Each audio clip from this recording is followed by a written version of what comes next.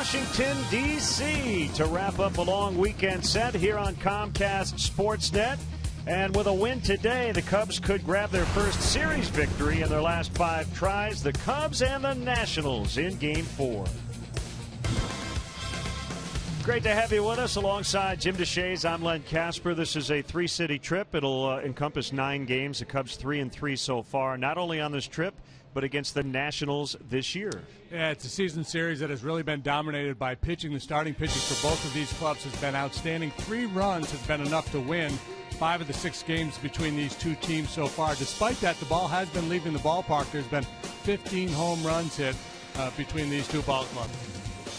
Good pitching matchup on the mound. A couple of right-handers, but different styles. It'll be Kyle Hendricks for the Cubs. He was bitten by the one bad pitch syndrome in his last start. Yeah, indeed he was. In his last start against the Nationals, he was outstanding. Got a ton of outs on the ground, a couple of double play balls. It's a rematch here today. Zimmerman and Hendricks hooked up back on May 26th at Wrigley Field. Each guy allowed 1 run on 7. It's solo home runs, accounting for each of those runs. Roster move today. Chris Denorfia back off the disabled list. He's in the lineup playing right field. We'll wrap up the weekend and the season series. Cubs and the Nationals are next.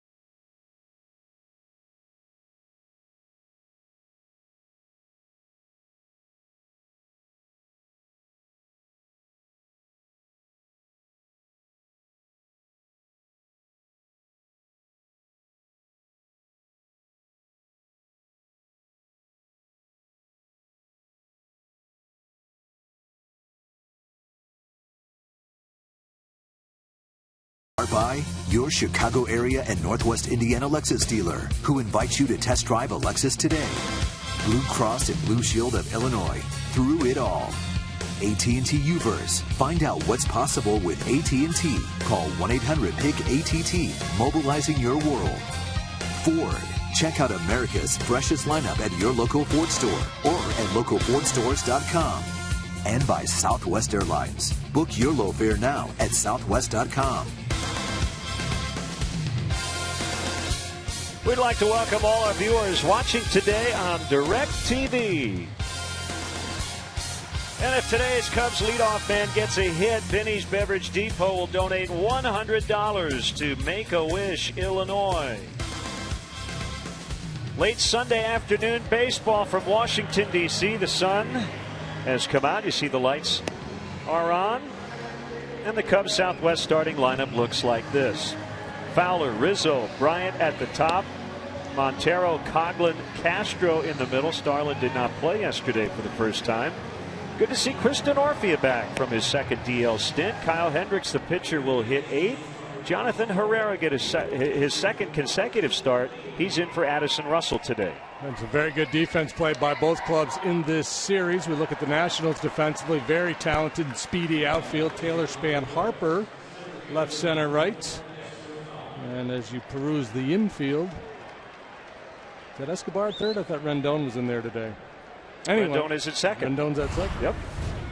I've got to change my lineup card. Here is Jordan Zimmerman. He's our license pursuing starting pitcher.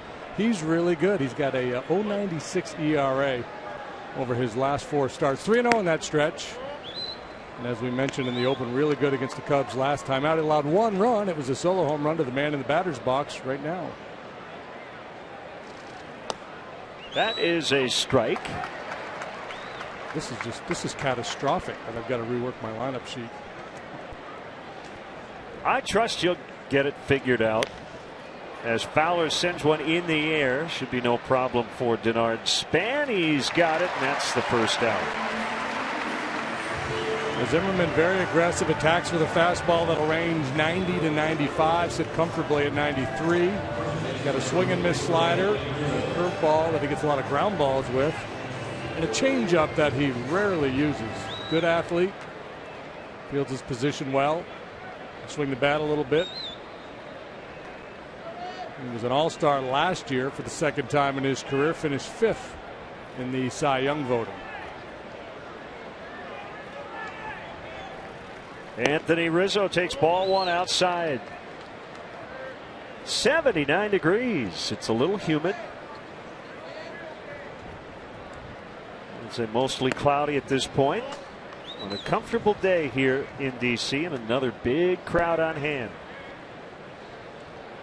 Well, if it's humid, then the heat index is way up there for Rizzo because he's been red hot with the bat.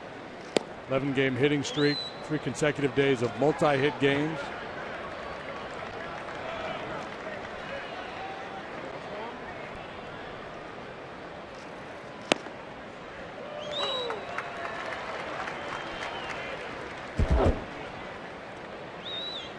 .375 in this hitting streak, a 2-home run game here the other day.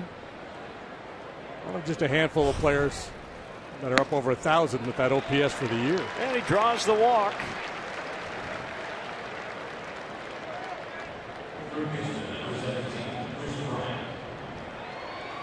here comes Chris Bryant.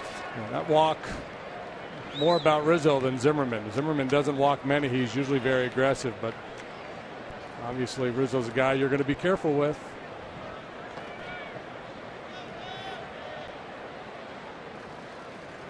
Swing and a miss.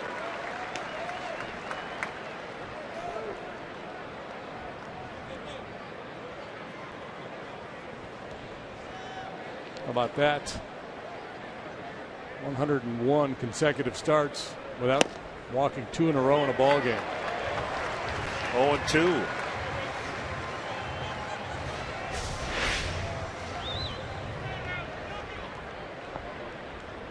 Ooh, boy, if that's a called strike, it could be trouble. In the dirt.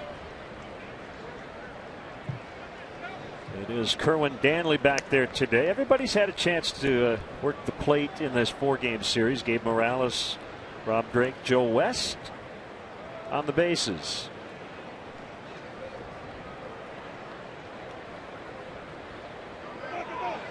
Rizzo takes off now, caught in a rundown. The Nationals are able to snuff it out here, and Zimmerman will apply the tag. That's the second out. A lot of his stolen bases are kind of a sneak attack, take off just before the pitch is delivered, but they caught him this time. Yeah, that's, he's not a speedy guy, so that's how he does it. Takes a modest lead, tries to time the pitcher. We talk so much about going on first move. He tries to go ahead of first move. So this is just, what's going to happen from time to time with Rizzo. It looks bad, but he's been a pretty good base stealer, and it's just, again, that's the way he has to do it because he doesn't have true base stealing speed. Meantime, 1-2. Joe Madden likes his guys to be aggressive. Does not want them to be afraid of making mistakes. And just like that, the inning is over as he strikes out Bryant. Nationals coming up when we come back.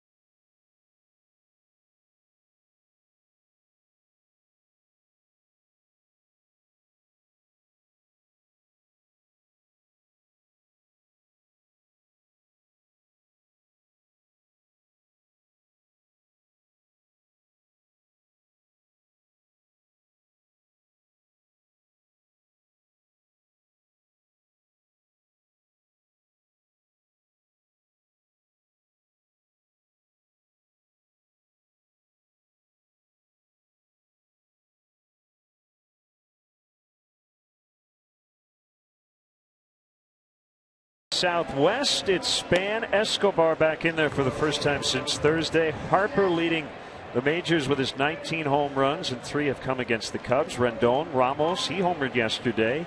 Desmond, the shortstop. Tyler Moore in for Ryan Zimmerman at first. It's Michael Taylor in left, and Jordan Zimmerman, the pitcher. And we check in on the Cubs defensively this afternoon. Say hello to Chris Denorfia. He's back and he's in right field. Fowler center, Coughlin left. Brian Castro on the left side of the infield. Herrera gives Addison Russell a day off, and why not? Herrera had a nice day yesterday at the plate and in the field. Rizzo first, Montero behind the plate. And our Lexus pursuing perfection starting pitcher for the Cubs today is 25-year-old right-hander Kyle Hendricks. The Professor, only a 1 win to show for his solid effort so far this year. A couple of losses, a .399 earned run average. Facing Denard, Span to start it here.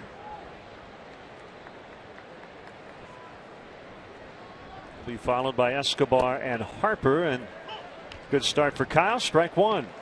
Span 2 for his last 21. If Kyle were a politician, since we're in Washington, you would consider him a middle of the road guy. Lefty's hitting .253 against him, righty's .252.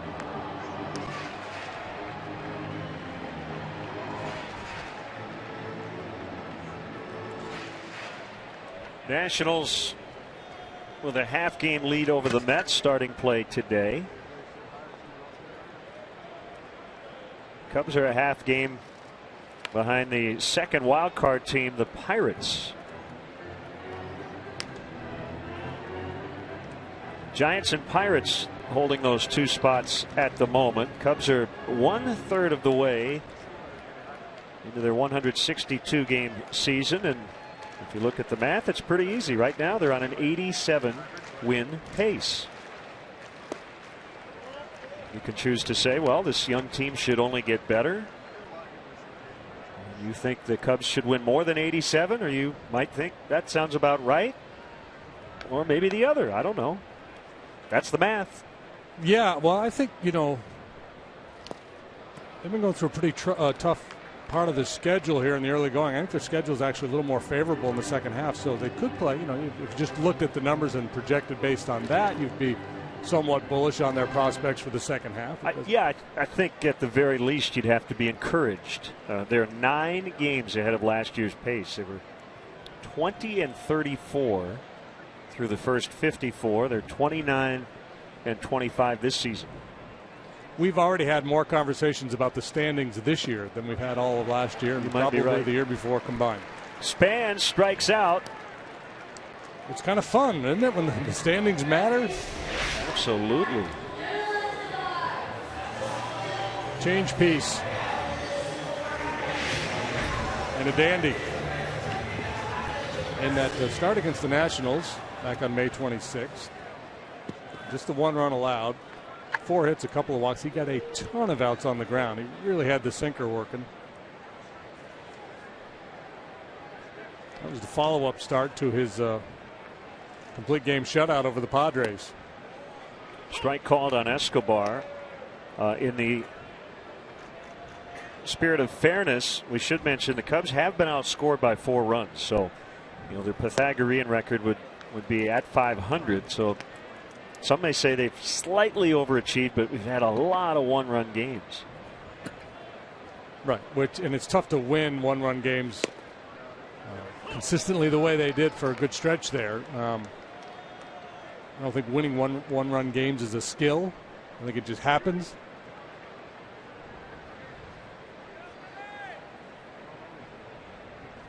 A 1-2 pitch, and Escobar with a base hit to right. He tweaked his right wrist on a swing on a strikeout in his first plate appearance of the series Thursday, and this is his first appearance since. And then 9th in the league in batting, and he's aboard. Yeah, he makes a lot of contact. This time he's inclined to shoot it the other way. The ball was up a little bit. I didn't think he'd be in there.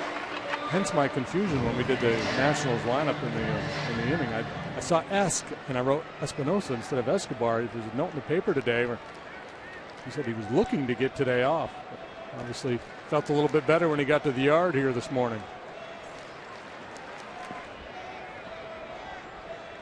That'll bring up Bryce Harper. Hit his 19th homer of the season yesterday. And takes a pitch outside. So he leads the majors in homers, walks, OBP, slugging, OPS, total bases. And he's been good against the Cubs. .316 in these 6 games. 2 doubles, 3 homers, 6 walks. Yeah, he has shown tremendous ability to drive the ball the other way. Maybe time to work him hard in a little bit. Now, Hendrick's not a power guy, so that's a riskier proposition, but he does have the ability to throw that cutter in on the left-hander's hand. So cutter in, changeup away. Probably see a fair bit of that from Hendricks against Harper here today. Here comes the cutter.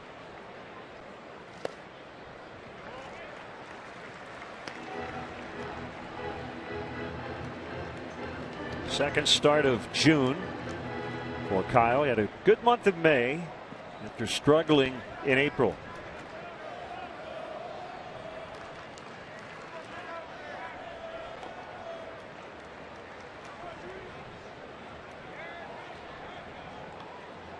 He's been able to stretch it out a little bit in recent starts. 6 innings last time, 7 the time before, and complete game against the Padres. Swing and a miss on the changeup. 2-2.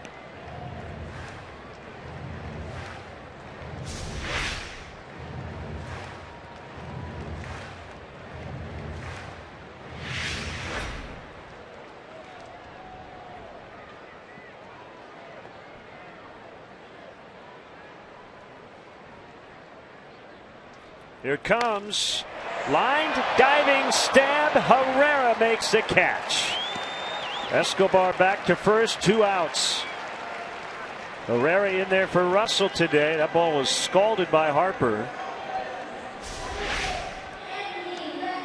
Yeah, trying to get the fastball in on him, and he didn't. Harper smokes it, but look at the play by Johnny Herrera.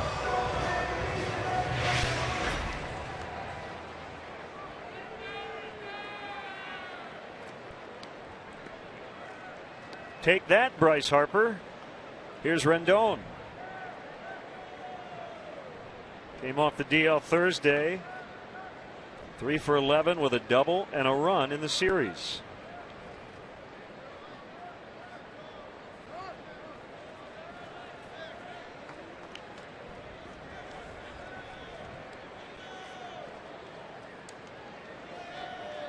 We've seen some good glove work in this series, haven't we? Yes, we have. Both ways. Yep. Cubs went through a little patch there where they're kicking it around some. Escobar got back in safely. They've made a number of outstanding plays in this series.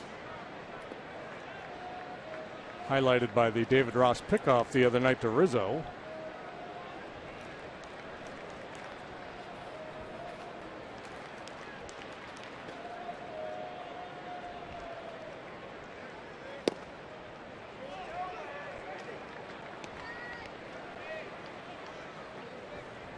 Off day tomorrow in Detroit.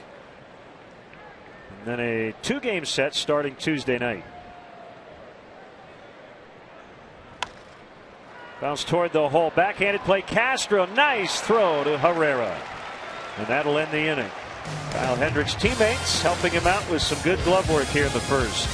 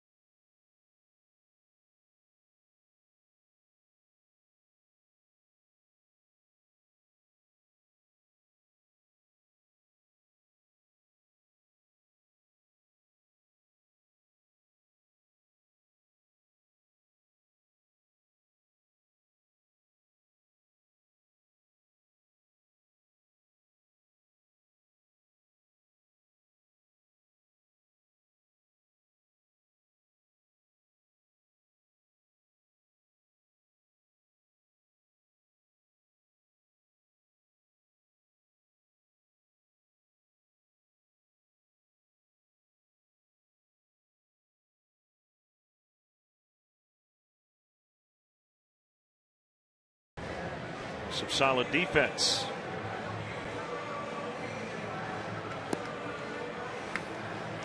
And that always helps, especially with a contact guy like Hendricks. Yeah. Got to trust your teammates. And that start against these guys last time, I believe there were 3 balls hit in the air. Harper home run being one of them. A lot of ground ball outs, a couple of double plays. Work quickly, throw strikes, keep people engaged. Good things will happen behind you. Not always. That's the theory.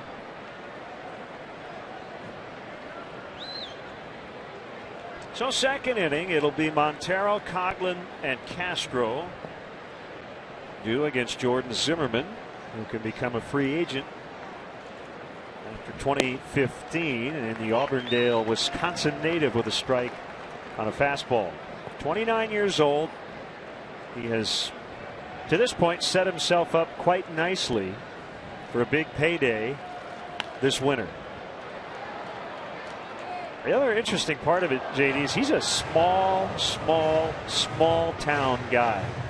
Auburndale, Wisconsin. And we're talking, population of under 1,000. And he still lives in his hometown. And there has been speculation about the Cubs maybe being a player in free agency in terms of a starting pitcher again this coming off season. Yeah, he's one I would target. From the Midwest.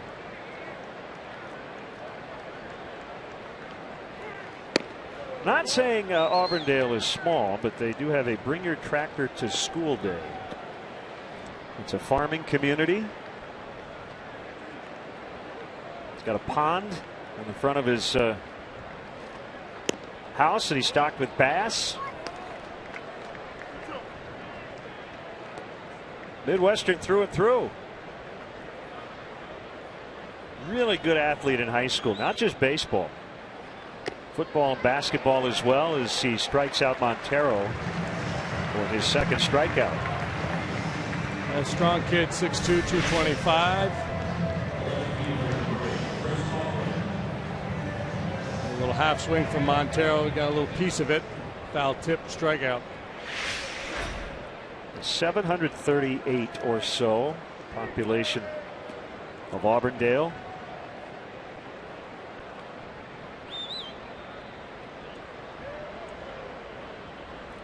There's Coghlan. Remember the name Mark Tauscher? Mark Tauscher, no. Lineman with the Green Bay Packers. He's from Auburndale.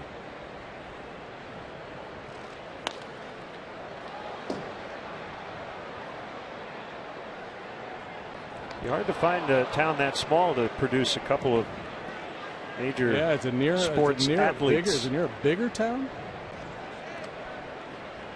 No. No, not really. I'm thinking the nearest would be Eau Claire, maybe. That's not even that big.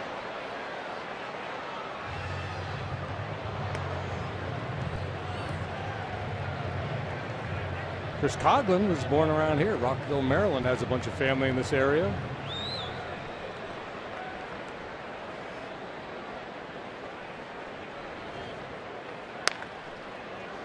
Ground ball foul. Stay with it.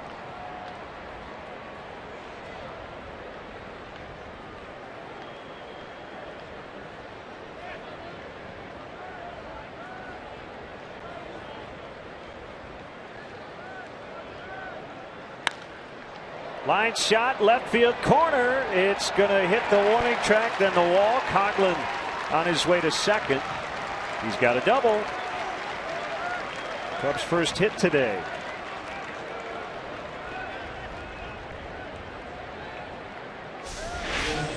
Coghlan took a shot trying to pull one to right field. This time he stays inside the ball. Fastball out over the plate.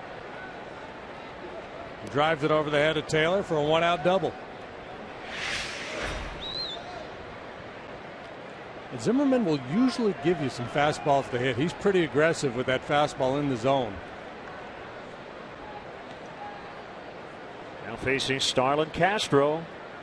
Sat out yesterday, back in the lineup today, and a foul strike.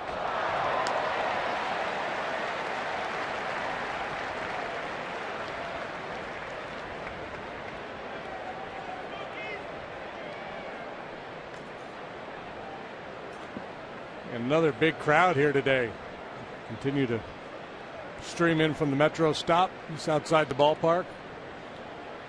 The 0-1 is in there. They were doing a segment on MLB Network a couple of days ago, doing scouting reports on some established major league guys going back to their high school or college days. They had video as well. One was then Mike Stanton, who later became Giancarlo, and Jordan Zimmerman. Al Leiter did a piece on Jordan Zimmerman, and in both cases, JD, it was interesting to see the mechanics of Zimmerman, the pitcher, and Stanton, the hitter, and how similar they are today than they were 6, 7, 8 years ago.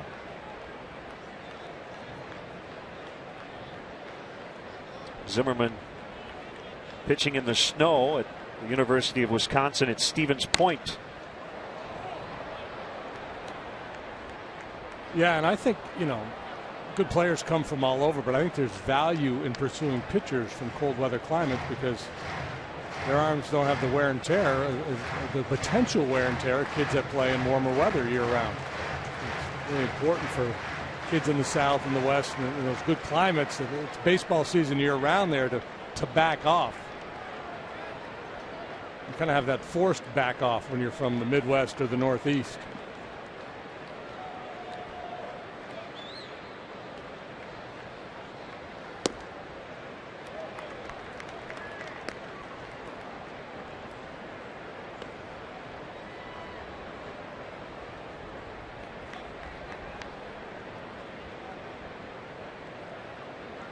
Coughlin, the runner at second, 1 out.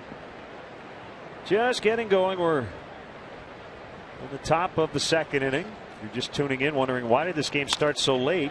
That blooper is going to get in for a base hit. Coughlin around third. He will score, and Castro makes it 1-0 Cubs.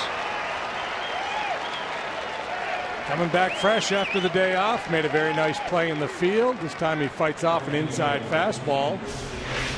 Trying to jam him with that heater, and he's able to get the head out in front enough to muscle it out there into shallow left center field. RBI number 26 for the refreshed Castro. Yeah, we started early yesterday and late today because the Nationals had their big charity gala last night. So they wanted to make sure they had plenty of time to get ready for the big event, and then didn't have to get up too early today. And good to have Chris Denorfia back off the disabled list. Missed just over a month with the left hamstring strain, so that's been an injury that's happened a couple of times. Once in spring training and then in early May. And Matt Caesar is that guy. He's probably going to be back and then be sent down a couple more times because he's got options. Yeah, he's just in that position where he's got options, and depending on the makeup of the roster and who's coming up and what the future opponents will be, they might want a left-handed bat. You know, right now I think Joe Madden wants to take a little longer look at Junior Lake. So it's constantly in flux. And we were talking about that with Joe in his office before the game, that this roster manipulation, it's not new, but it's, you know, happens way more often now than it did a few years back. He talks to every player who has to get optioned or DFA'd or cut from the roster. And so he's had that conversation with Matt Caesar a few times. And we talked to him today. Matt's reaction was, I just want to win. And he said the last guy to say that to him was Ben Zobrist in like 2006 or 7. So he's a big fan of Matt Caesar. And he will be back. That one rolled into left. So Denorfia now 10 out of 22 on the season. It's 3 consecutive 1-out hits. They talked about Zimmerman's aggressiveness with the fastball. Here's one down a little bit, but over the heart of the plate. And Denorfia drops the head on it for a solid ground ball single.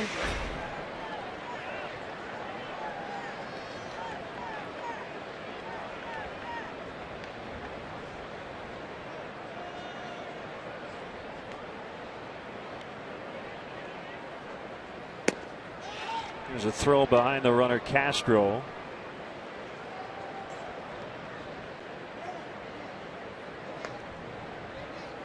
Well, this early in the ball game with one out already, I don't think the Nationals will be too aggressive going after a lead runner here. If it's a bad bunt and they've got a clear shot at Castro, they'll probably take it. But I'm sure Matt Williams has told his guys, make sure you get an out here on a bunt.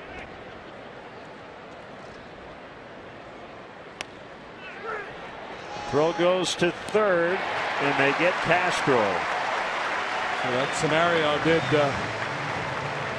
develop for them. Not a good bunt, an easy play to get Castro on the force at third.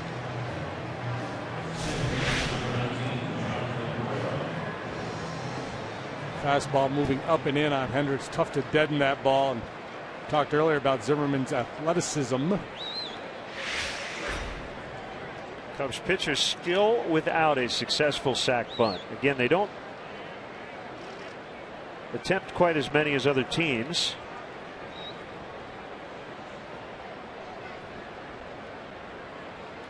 Yeah, that right there might be enough for Joe to shut it down for a couple of weeks. Right. Yeah, let's swing it, boys. Haven't been particularly good at it when they have had the rare occasion to try it.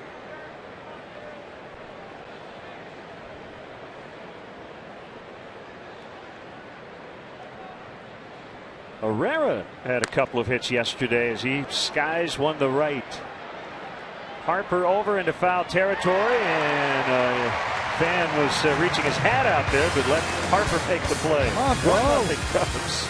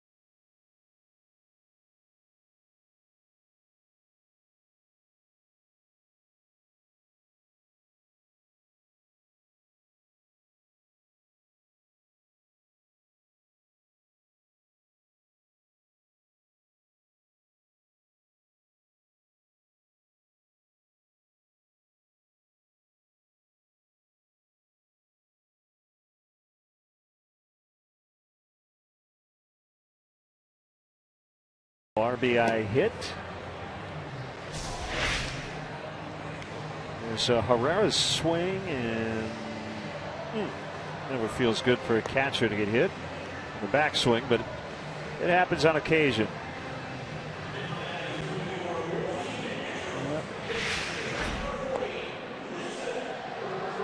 Occupational hazards come with the job. He gets to bat first in this inning, though.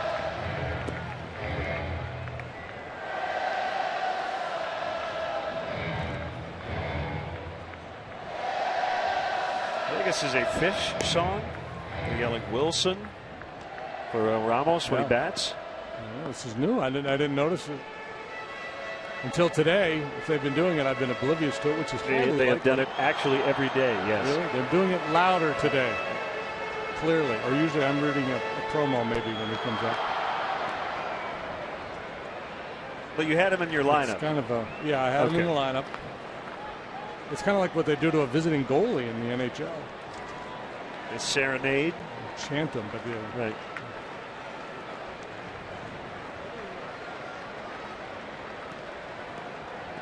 Hendricks is ready to go.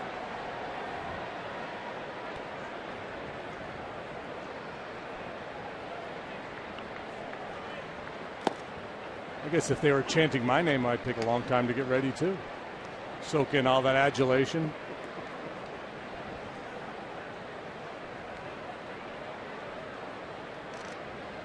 Ramos has 4 homers this year. 2 have been against the Cubs, the latest of which was the 50th of his career yesterday.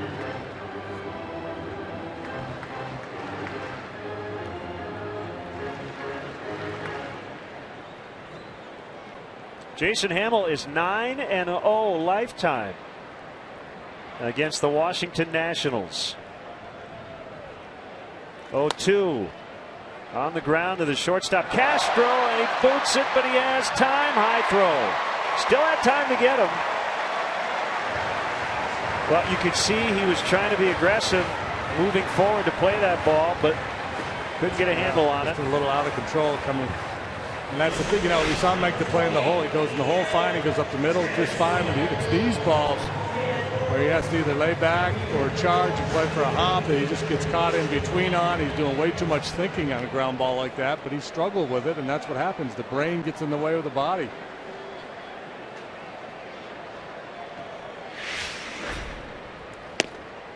Ian Desmond takes ball 1. 4 for his last 33.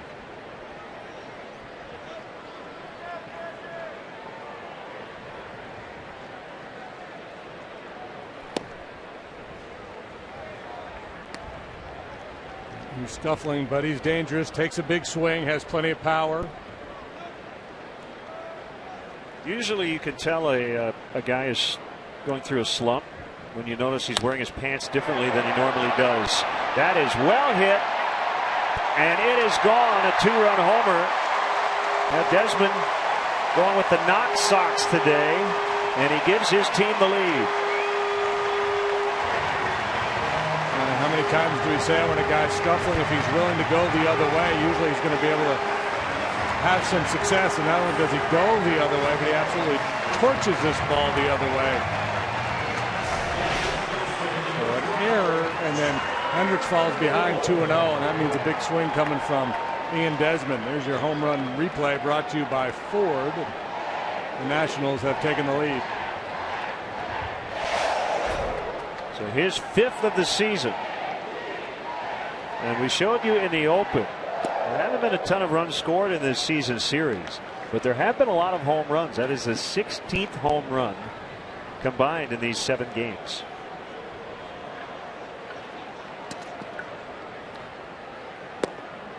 That is a strike. 0-2 to Tyler Moore.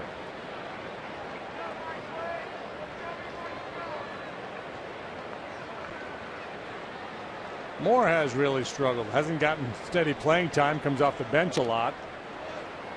And just a $190.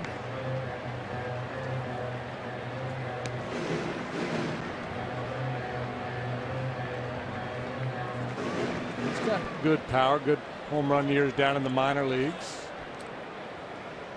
Yeah, they were trying to marry Tyler Moore to first base when he was drafted, but then he moved to left as he strikes out. Hey, Cub fans. Let's go. With summer right around the corner, things are heating up in Wrigley Field. Make your plans now to catch a game at the friendly confines. Cubs are back home starting this Thursday. That would be June 11th. Circle it on your calendar. It's a 6-game homestand with the Reds and the Indians. Get your tickets at Cubs.com.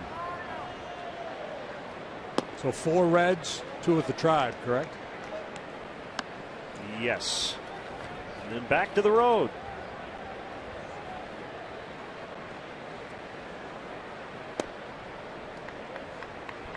(2-0) on Michael Taylor. Nationals number 2 prospect going into the season, according to Baseball America, number 32 in the game.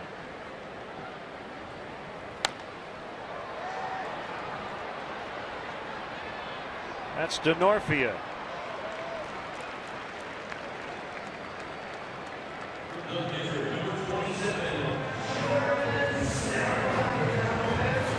Harper hit the ball hard. Escobar with a solid single to right. Desmond home run. Oh, not getting the ground balls yet today. Not really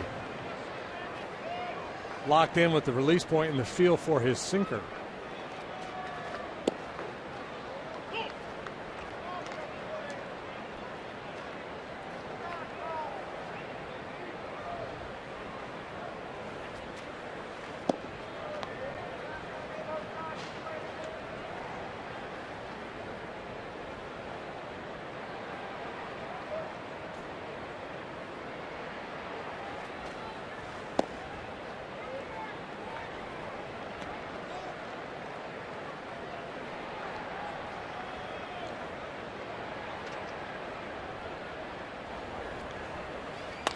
Ground ball, base hit into center for Zimmerman. 4 for 22 now.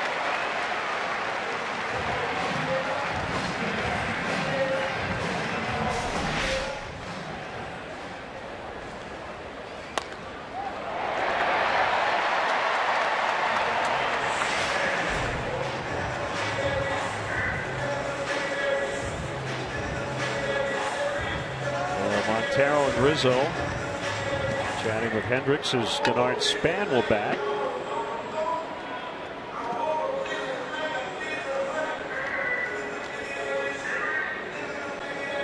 Cubs have not won a series in their last 4 tries.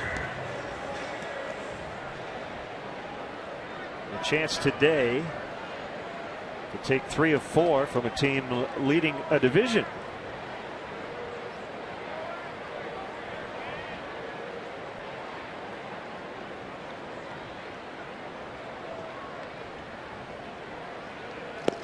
Outside to Span. Yeah, Cubs and the offense, the primary culprit. They haven't been scoring enough runs. The pitching has been pretty good. The starting pitching has been solid.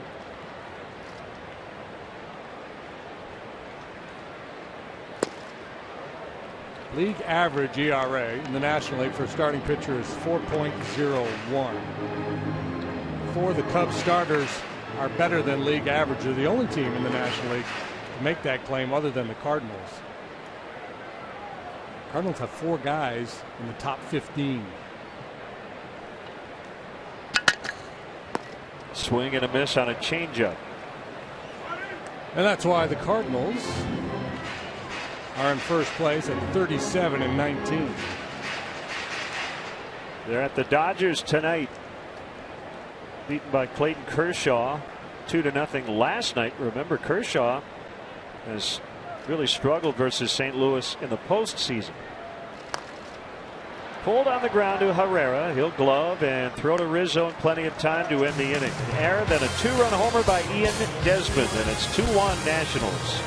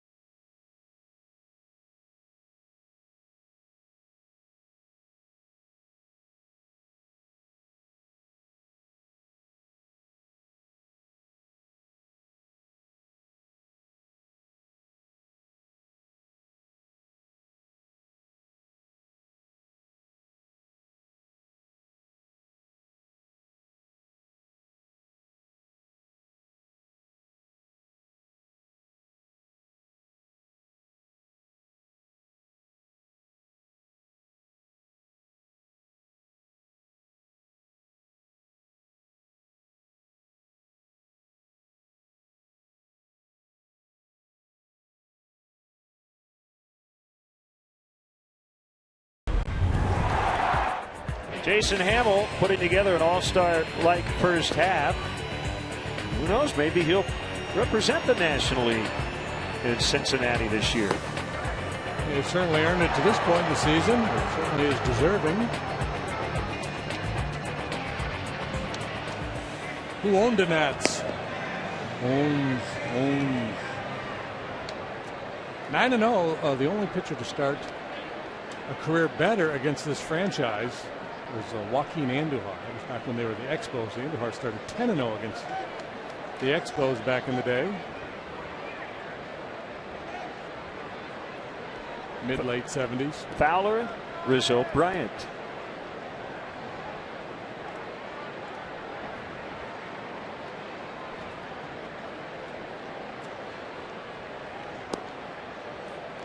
Low for a ball. Fowler, a career .348 hitter in this ballpark. Back-to-back curveballs for Zimmerman here to start the third. Lead heavily on that fastball first time through the batting order. Now a little different wrinkle.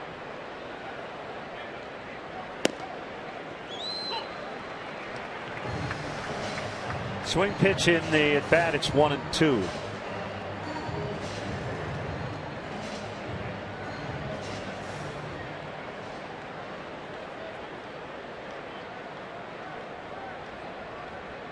Escobar, the third baseman, even with a bag and off the line. Everybody else is back.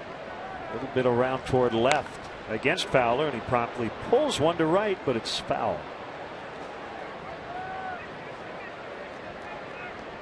Tigers beat the White Sox today for their second straight win, following up an 8-game losing streak. David Price, a complete game last night. 6-4 the final today.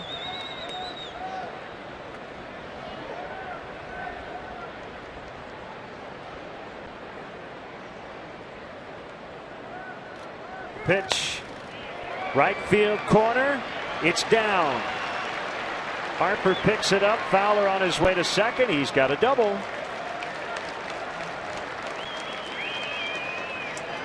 His turnaround on this road trip, one of the more positive developments for the Cubs. Got a nice series here. We're swinging it well in Miami. Stayed back nicely on that breaking ball.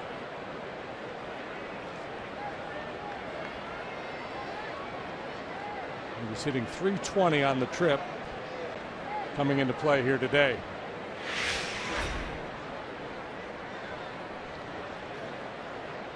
Tying run in scoring position with nobody out for Rizzo. Alfredo Simon went 8 innings. And that Detroit win gave up 4 runs, 1 earned. Jeff Samardzija struggled yet again.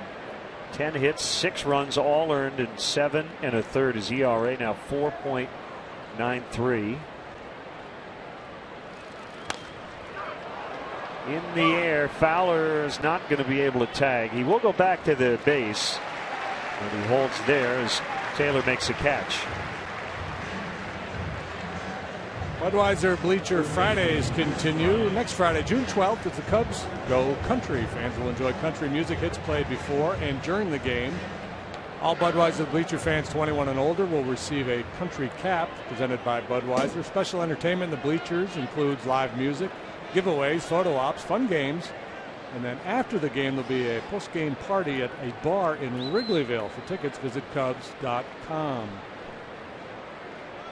Bryant, the hitter, and a swing and a miss. Chris had the game-tying RBI yesterday in the 4-2 win.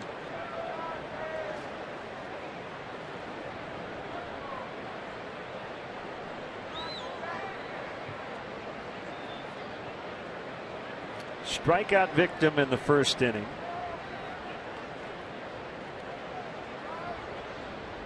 Couple of looks at Fowler before the pitch. High fastball, and Bryant able to foul it back. 0-2.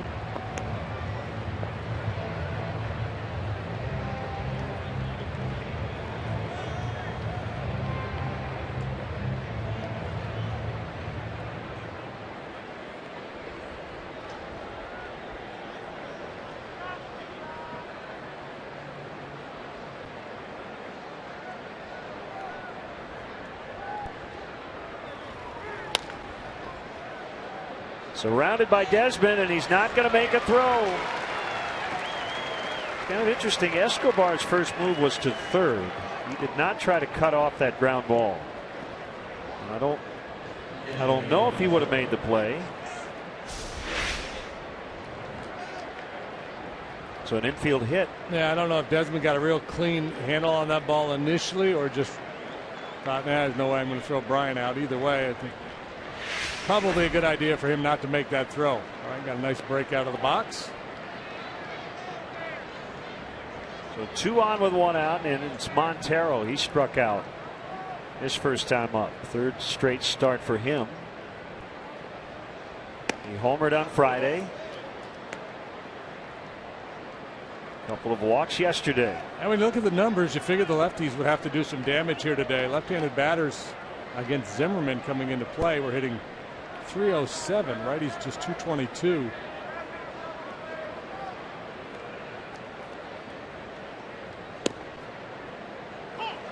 That is a strike. He's been able to minimize damage. He's only allowed 3 home runs all year long to both right and left-handed hitters.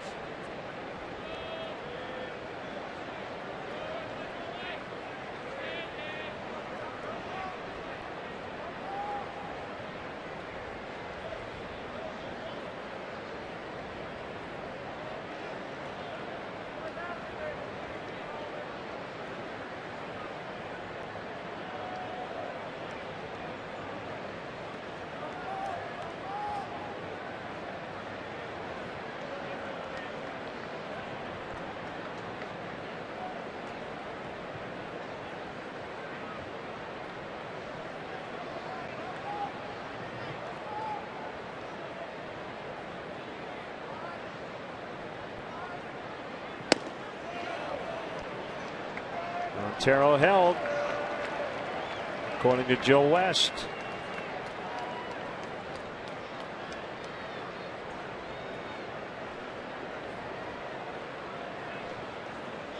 Struck out on a high fastball last time with a half swing foul tip. It's 2-1, not 1-2. Scoreboard had it wrong.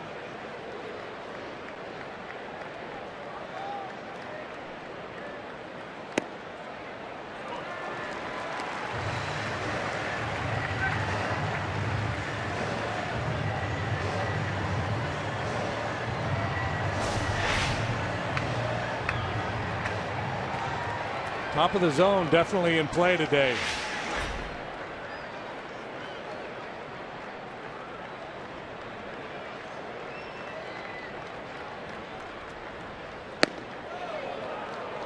Not that high. Montero tempted but didn't bite. Reach for that piece of cheesecake, but no. Fowler at second, Bryant the runner at first.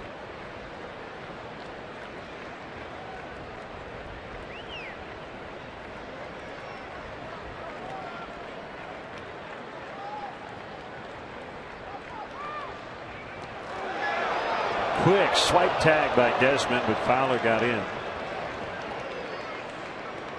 Yeah, 3-2, 1 out. They're trying to keep the double play in order. I mean, Joe Madden might be inclined to start his runners here. He's got good speed on the bases. Count on ball 4 or contact from Montero. The downside, if you send him, of course, is you get a swing and miss with a left-handed hitter in the box. Gives Ramos a real clean shot at Fowler at third. Not running, and Montero gets a high fly out in the deep right center. Back on the warning track. Harper makes the catch. Fowler's going to tag, but there are 2 outs, first and third. Montero gave it a ride. He just got under it a bit too much.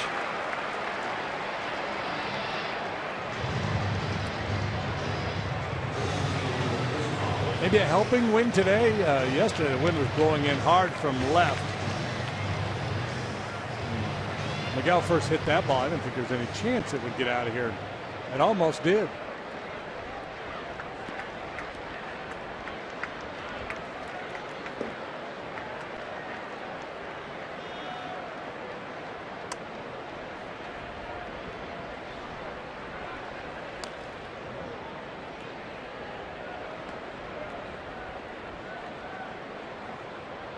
So you referenced the crowd. You know, we've had a bigger audience every night of this series, every day, depending on which day, 35, 36, 38. I think we're going to be maybe above 40 today.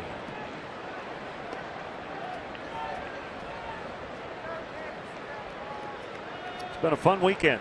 It's been a fun season series. A lot of close games here these last 2 weeks.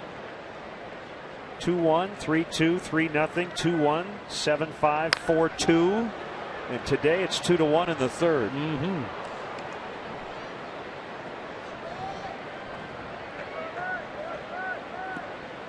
Well, you know, Performance by that guy yesterday was outstanding. Arrieta was really good in his start. Wada got knocked around pretty good. And this happened yesterday. That wind blowing in, he thought he'd given up a home run to Anthony Rendon. He was reaching for another ball. It stayed in the park. That was priceless. Way inside on Coghlan. It's 2-1. And the Cubs kind of catching the Nationals at a good time. They've been struggling to score runs for the last couple of weeks. They've got some banged up pitchers.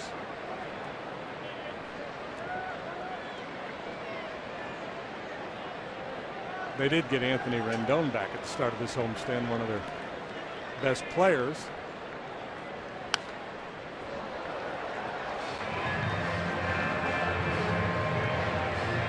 Talking about those left-right splits on Zimmerman, and I think the one thing that would really help him against lefties if he could come up with a changeup that he trusted a little bit more. More likely to see a backdoor curveball from Zimmerman than a straight change. And most righties who really neutralize left-handed hitters have a pretty good changeup.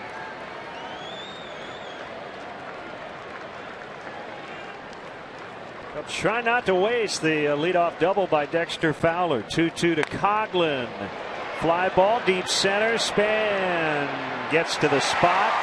About 390 feet from home plate. Still 2-1 Washington.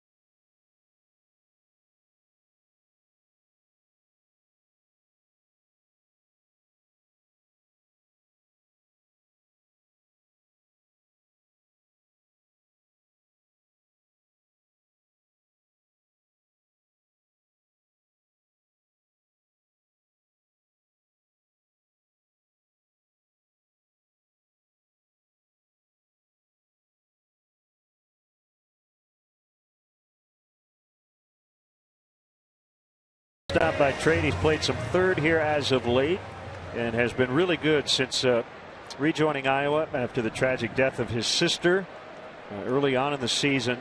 Unfortunately today he jammed his left hand with a headfirst slide, stealing second base in the 7th, according to Randy Wayhofer, the voice of the I-Cubs. So hopefully that is not a serious injury. We'll do our best to keep you posted. Yeah, he's been knocking on the door lately, making a loud noise, saying, hey, don't forget about me down here. By the way, I have I got to admit something as Escobar leads off the bottom of the 3rd. In the past, I've been on the soapbox of no headfirst sliding. But I've come around to agree with people who have criticized my opinion and have told me that guys get hurt feet first sliding.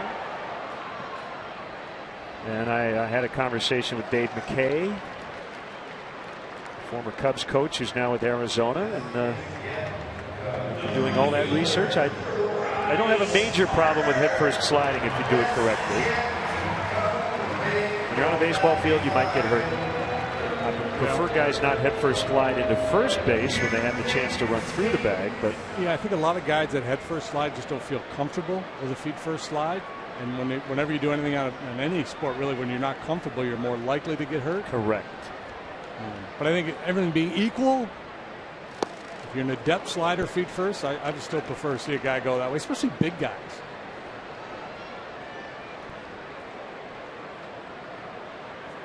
Yeah, the base stealers generally, I would say, more than half are head first sliders. But you worry about what happened to Baez today. A jam, a finger, break a thumb, that sort of thing. Harper bounces to Rizzo, and that'll go 3 unassisted. On Saturday, June 13th, the Cubs play the Cincinnati Reds. First pitch is at 6:15, and if you're one of the first 10,000 fans at the ballpark, boy, you're ever going to be lucky. You're going to go home with a Joe Madden debut bobblehead presented by Pepsi. For details, visit Cubs.com. Look at the likeness. Striking.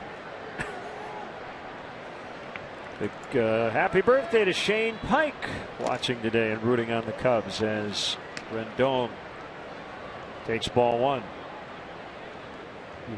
That bobblehead should have a string and you pull it and Joe says, "First round's on me." Or "Poom." It's a beautiful thing, man.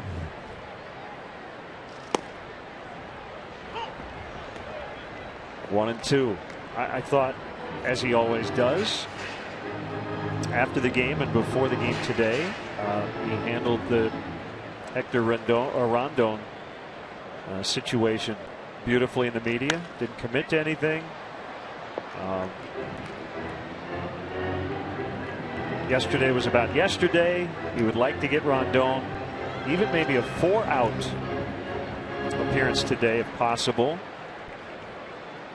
Yeah, players, especially in that kind of a role, late inning relief, whether you're an 8th inning guy or a closer, the confidence rises and falls, right? So if a guy's knocked down a little bit, you're trying to find situations to build him back up.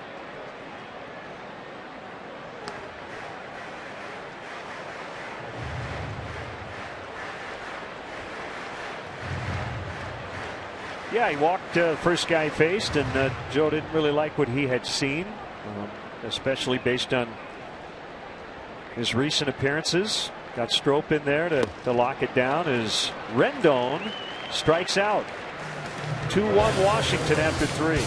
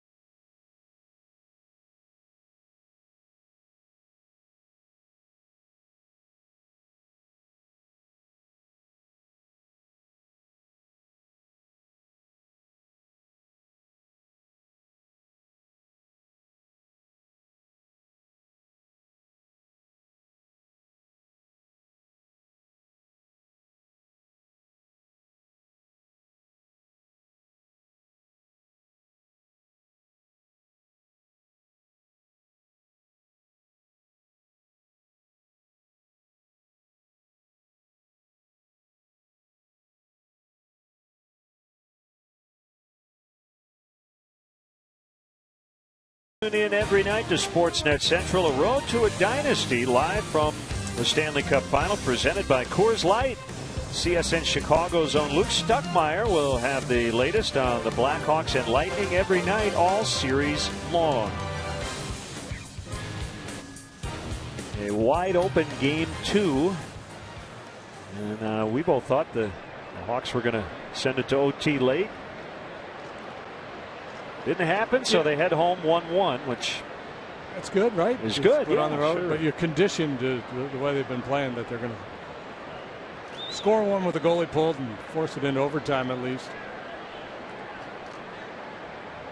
Castro with the go-ahead RBI single in the second inning. The Nationals would come back, take the lead on the Desmond home run. So 3 RBIs for the shortstops combined, and Castro grounds out to Desmond.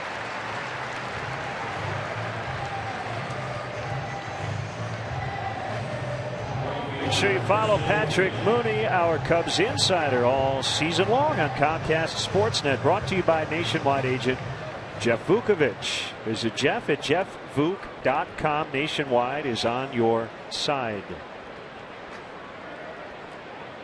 A nice convo with Patrick yesterday, and we'll get the scoop from him on Wednesday in Detroit.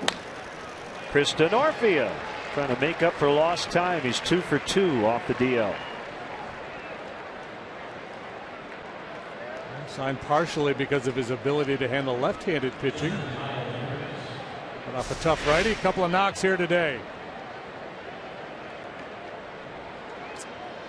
Patrick will probably have a lot of good draft stuff for us on Wednesday. Yeah, that'll be the third and final day of the draft. Hendricks, another bunting opportunity here. Bunted into a fielder's choice in the second as he'll head down to talk to Gary Jones, and that draft starts tomorrow. And let's look at what the Cubs have done here these last 3 years under the Theo Epstein regime. Albert Almora 6th, Chris Bryant 2nd, Kyle Schwarber 4th. You'd have to say terrific value. Cubs still believe Albert Almora has a very bright future ahead of him. You see what he's done at Double-A. Bryant here, Schwarber has been terrific, and they'll have the number 9 overall pick tomorrow.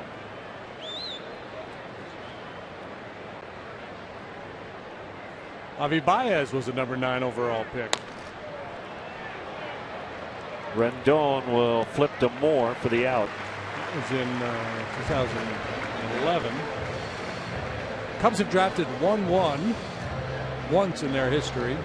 Today's the anniversary of it. 1982, Sean Dunston.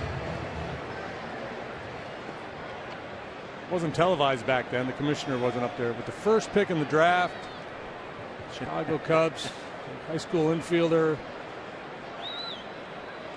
like a .780 batting average in high school. Denorfia is at second.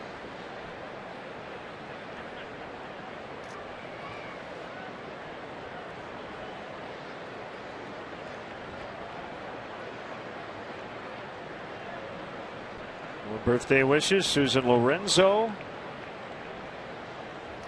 Happy. Dwayne and Kathy Fleming, happy 7th anniversary watching in the Quad Cities.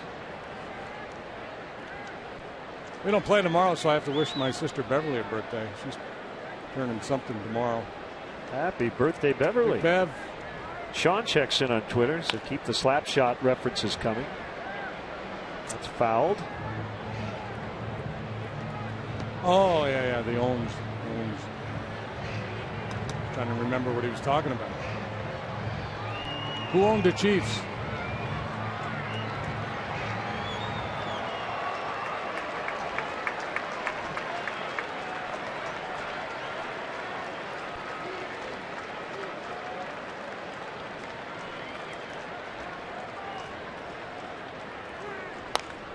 Pulled into right base hit.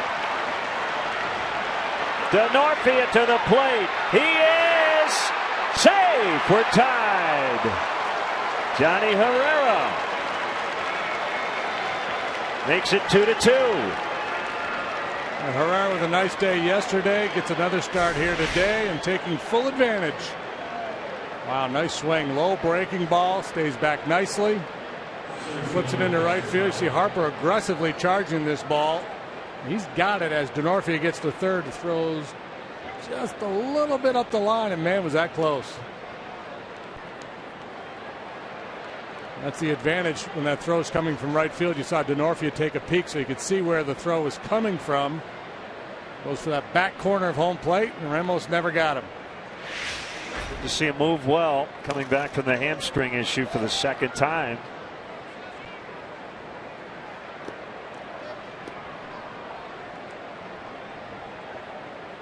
Right, and that's kind of Murphy's Law of baseball, isn't it? When a guy's coming back from a leg injury or a groin, that immediately he's going to be put to the test, have to stretch it out.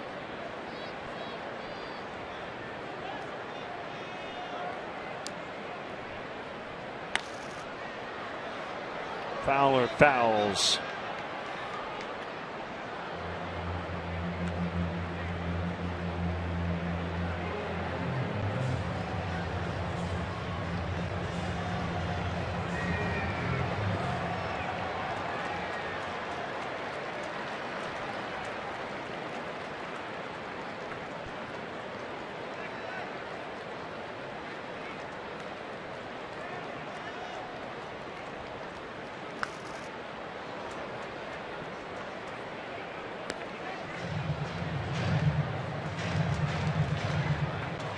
Putting a lot of pressure on Zimmerman here today. He's usually efficient because he's so aggressive. Gets a lot of quick outs, but the Cubs are the most patient teams in terms of pitches per plate appearance in Major League Baseball. Zimmerman needed only 105 pitches to go 8 innings last time out against Toronto. A very dangerous lineup. He carved them up.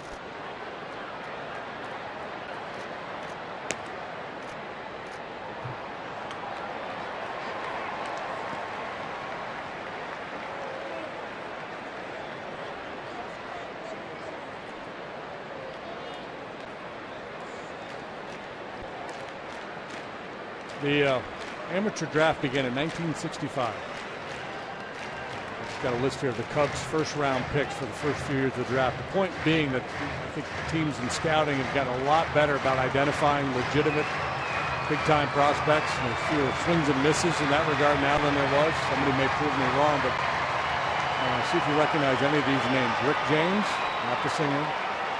Dean Burke, Terry Hughes, Ralph Rickey, Roger Metzger in '69, good defensive shortstop. Remember Metzger. Gene Heiser, Jeff Waymeyer, Brian Vernoy.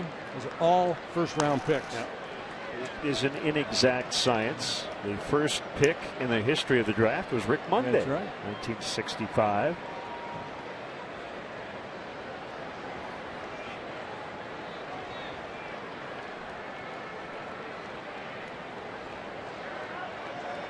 Kansas City Athletics. Fowler pops it up.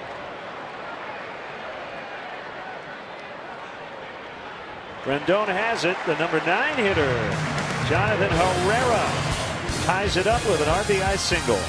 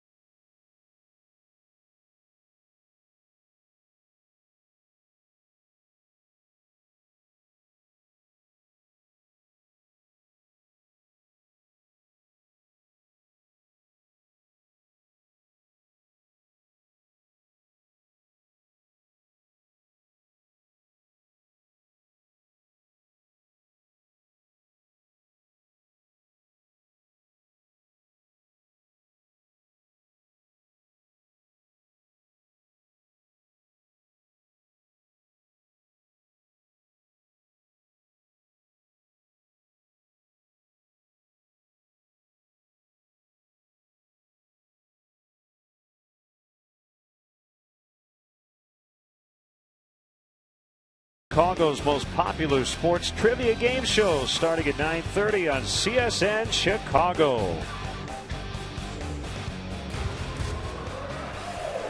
Chris Denorfia back off the DL. He's got a couple of hits, just scored the game-tying run. Hey, they chant Wilson whenever Ramos comes up to hit. By the way, beer money has been moved up to 7 o'clock tonight. Breaking news.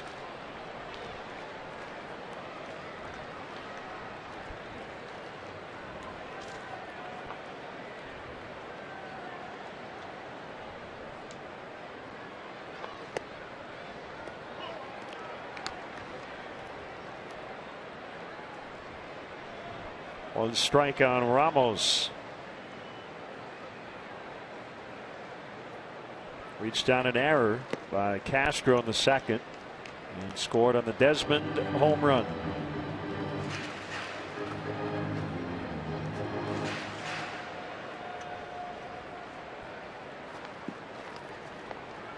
Yes, yes, yes. Chris Denorfia reminds me of Brian Dempster. Every time he's in the lineup, gets 75 tweets. Doesn't he look like Ryan Dempster? Yes. Yes. I'm seeing a little Jim Furyk in there, too. Yeah, good call. Kyle Hendricks, we did the Dick Van Dyke bit, right? Going back to when Mr. Van Dyke was a little younger. What's the one I've gotten lately? Eli Manning. I'm going to stick with Dick Van Dyke, though. The chitty chitty bang bang Dick Van Dyke. There you go. Swing and a miss. Strike 3. Strikeout number 4 for Hendricks. 5 in a row retired. Little cut fastball off the outside edge.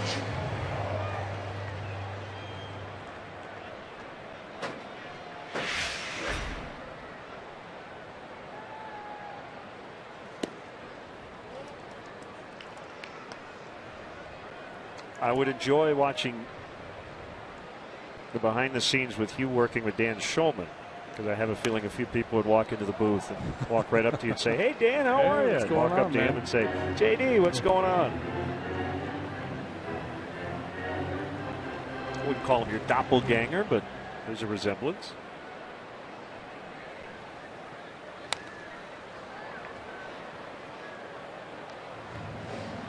Now, my doppelganger drives one of those horse and buggy things around downtown Chicago. My kids notice there's a guy that looks like me doing that.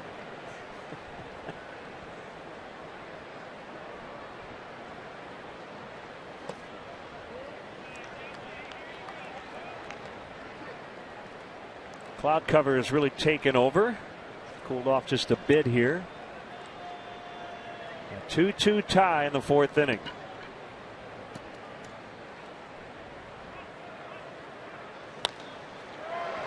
Hit well to center, but Fowler on the back pedal has it.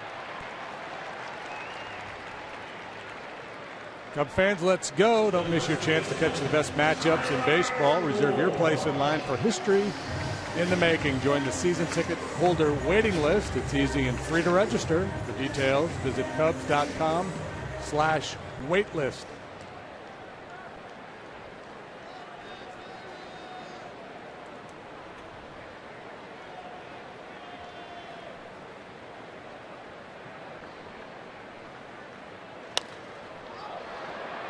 Fowler again.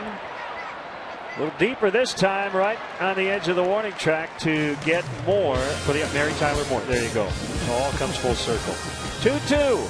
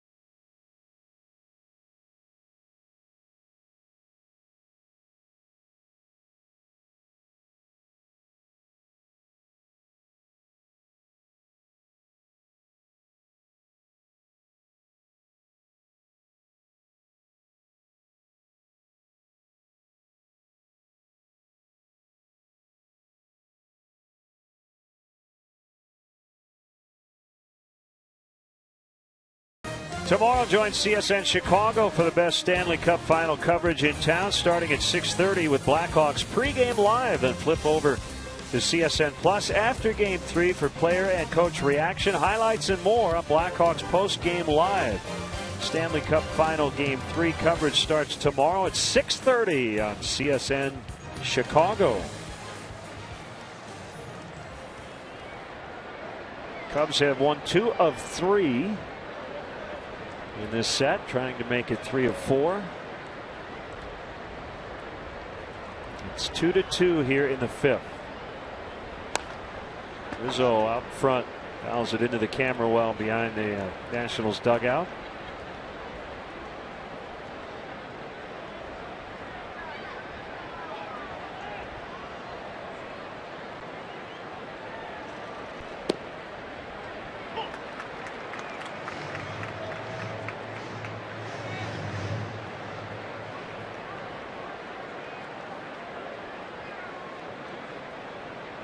Blue Jays beat the Astros 7-6. Walked them off. Yep, 3 runs in the bottom of the 9th. Chris Colabello had the big hit. Well, there may have been several big hits, but it was the last one. Rendon will throw late. Rizzo's on for the second time, and he's got a 12-game hitting streak.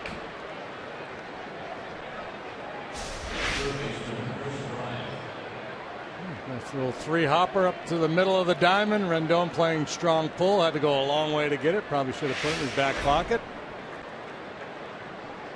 So that's a sweep for Toronto over the Astros.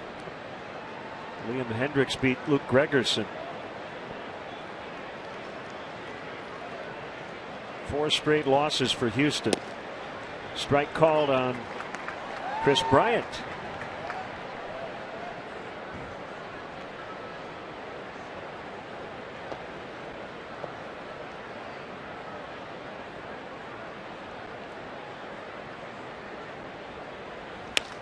Pulled fair, just inside the chalk line. Rizzo to third. Bryant's got a double, and they're in business. 2 on, nobody out. Cubs continue to put pressure on Jordan Zimmerman. Big time pressure now. 2nd and 3rd, nobody out. Hooking line drive, just fair.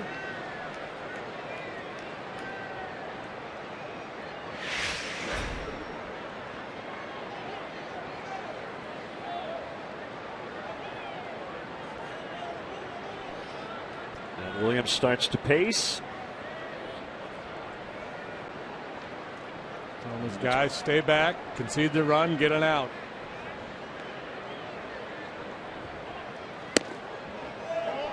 Ball 1 to Montero. Wellington Castillo with his 3rd team this year, and he hit a game-winning 2-run homer last night for the Diamondbacks off the Mets' Bartolo Colon. It's his first hit with his new team. It's a way to make a good first impression, Welly. Montero with a great opportunity here, hitting 2 balls and no strikes. Zimmerman's got a base to work with.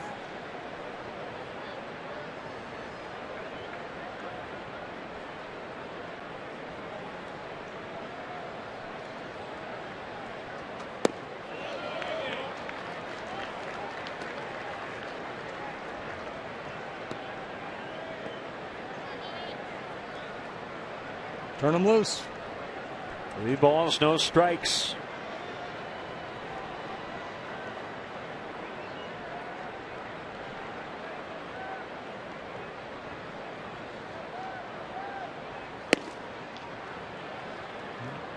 What was that?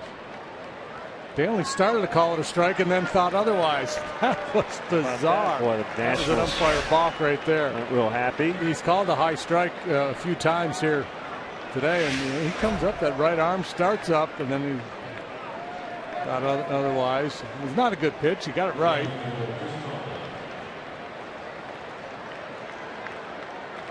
.3-0. I think he was anticipating a strike there.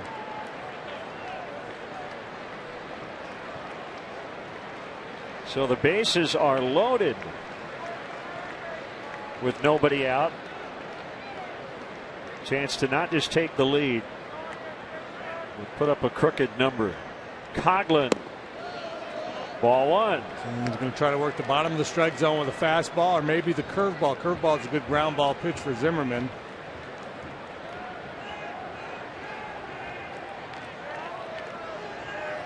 They'll try to turn a traditional double play up the middle. They get that opportunity. Escobar. Rare changeup from him there. And more could come to the plate. Our AT&T UVerse multi-view. Rizzo singled. Bryant doubled. Montero walked.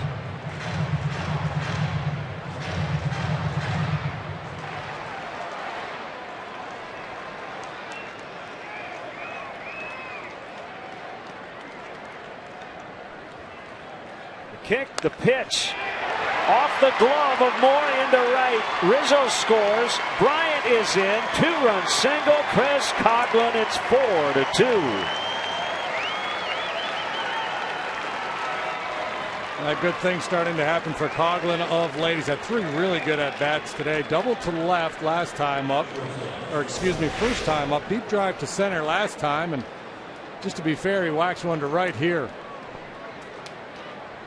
Off Moore's glove. And that takes away any opportunity that Harper would have had to make a throw home on Bryant.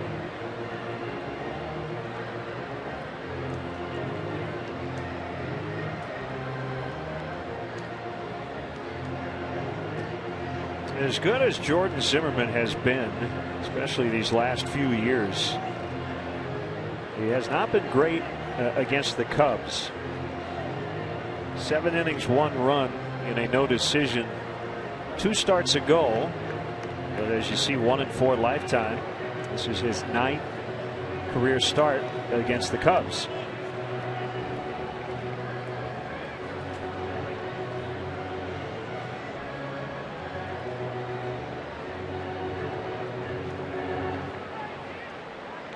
Right-hander Taylor Hill is up in the Nationals bullpen. That's the guy who loves Dumb and Dumber, in case you're wondering. One of many, I'm sure, on both rosters. As Castro pops it up, and it's going to be caught by Rendon.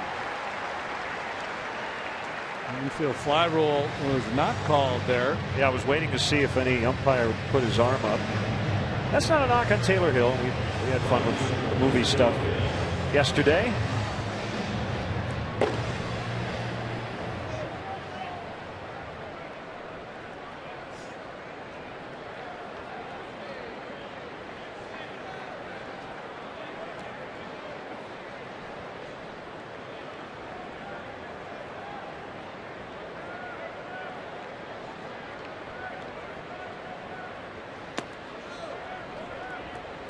Donorfia 2 hits and a run.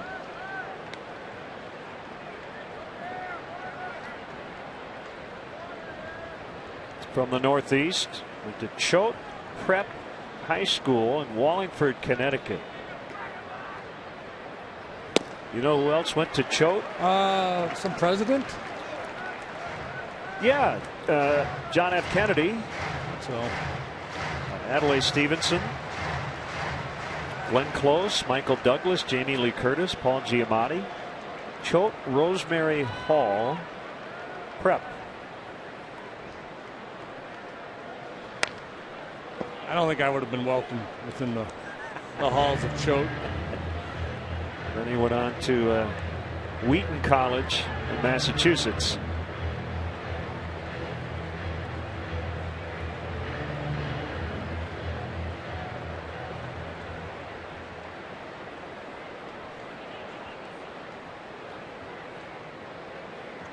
More of a Faber guy.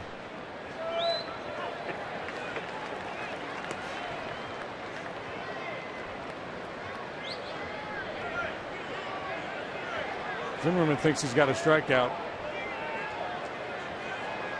Apparently he does. Okay. I think earlier this week, I think the Nationals played a game and somebody had a 3-pitch walk. Joey Votto. Joey Votto, is that right? Yeah.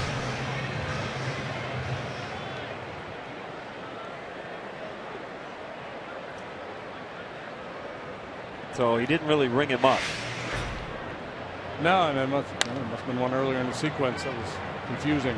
Hendricks in the air to right. It's Harper to end the inning. Coughlin with a 2-run single. Cubs lead 4-2.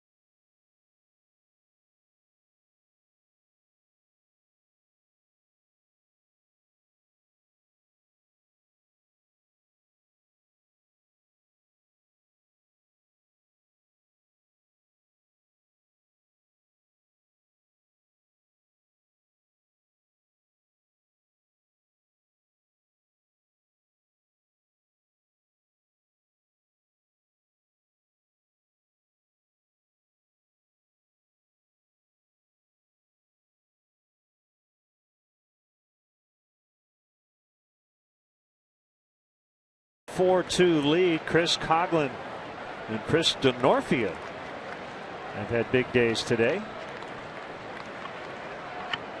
Cubs have banged out 10 hits.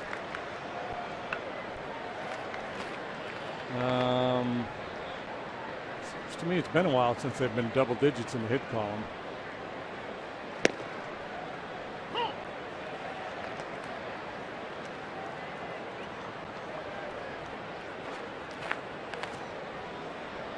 The 0-1 to Taylor is in there. It's 0-2.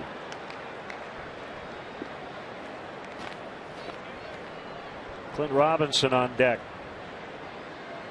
The bat for Zimmerman.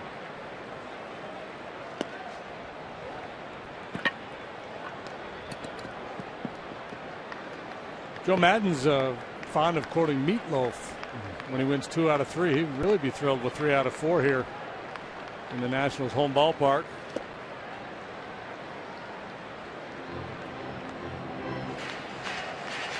I don't think anybody made a song 3 out of 4 ain't bad.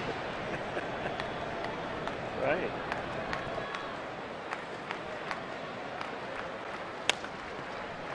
Bounced to Chris Bryant, and he gets him. Taylor runs well. Sure does. Good footwork there by Rizzo, coming across the bag to make that catch. 8 in a row retired by Hendricks now. A lot of them with that cut changeup. That's what we got Taylor with.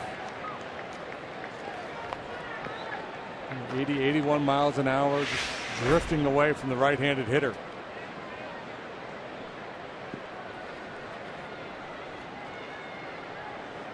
So here's Robinson. Here's to you, Mr. Robinson. 0-1.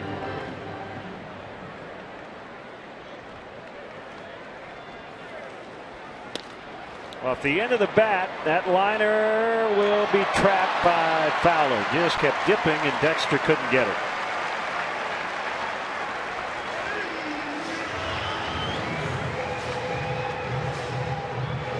Well, there you go. There's something Dustin Hoffman-ish in Hendricks' demeanor. Sometimes. Good effort here by Fowler. Just can't quite get there in time.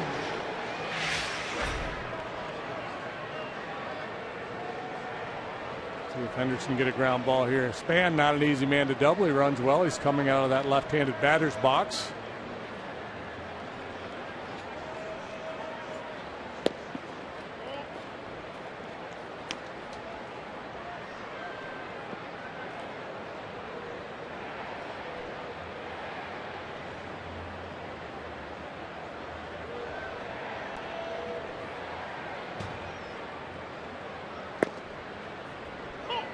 Outer half, 1-1.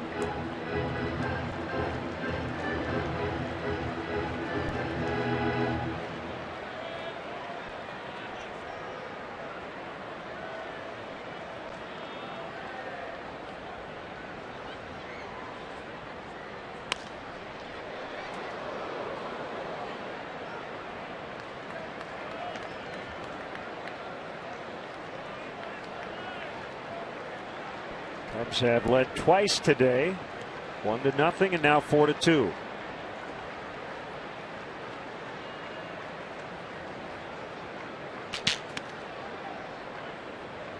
Be a nice series to win. They're all good to win. And that will get in there as DeNorfia will field. So we'll go towards second. Robinson to third. They're at the corners with only one away for Escobar.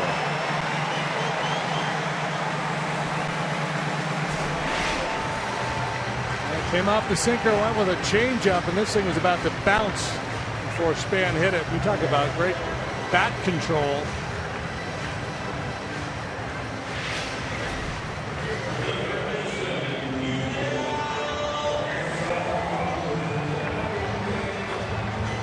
Hard to find fault with the pitch.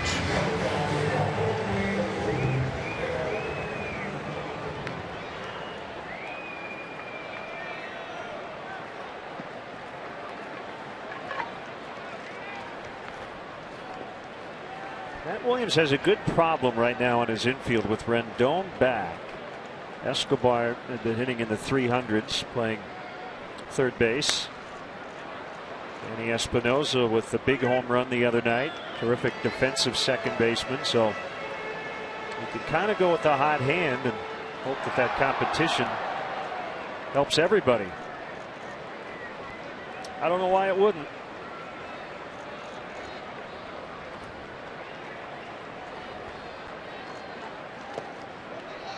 It's play by Montero. No, that's always a challenge to keep guys fresh, and so the ability to give a guy a day off from time to time, and there's versatility with all those guys too. They all play multiple positions on the infield. Espinosa's a switch hitter.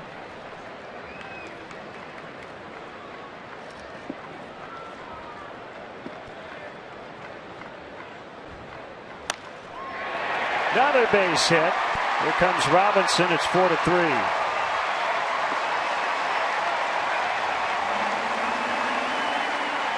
Now, you know, it's not a typical Kyle Hendricks game when you see as many balls in the air as we've seen off him here this afternoon. This fastball is about belt high. Hasn't been able to pound the bottom of the strike zone like he normally does. Second hit of the day for Escobar.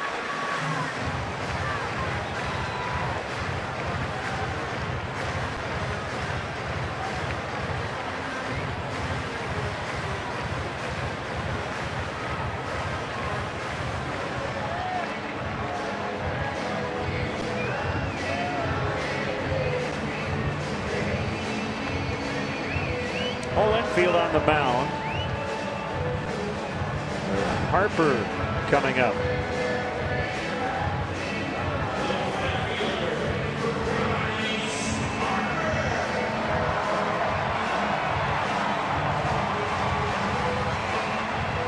Harper might lead the league in meetings induced. And the opposite field, that's been his area against the Cubs in terms of the home run ball.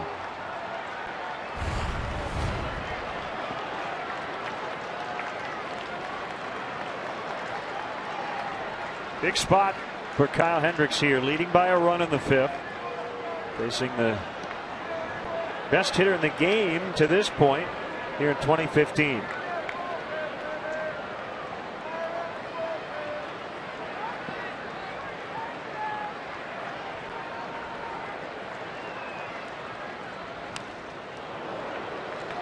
Pretty aggressive with that first pitch fastball.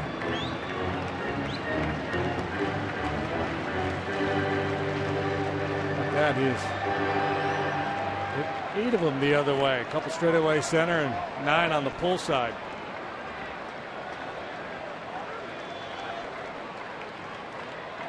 You see Span, bottom of your screen, lead runner, Escobar at first.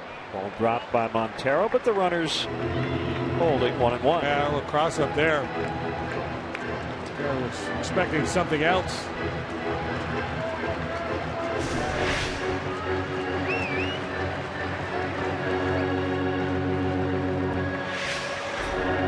You got to be really careful with Hendricks because his ball does move so much. And you know, we've said this before, catchers generally aren't bothered by velocity but rather movement. So if you're not sure which pitch is coming, that could be a real problem. Especially if you're anticipating soft and you get a fastball. Harper muscling this one in the air out of the shallow center. Fowler running in hard. He's got it with a belt high grab for out number 2. That's a big out for Hendricks. Still not out of the woods as Rendon's coming up. Yeah, that was huge. And they did go with a breaking ball. And Fowler taking charge, putting it away.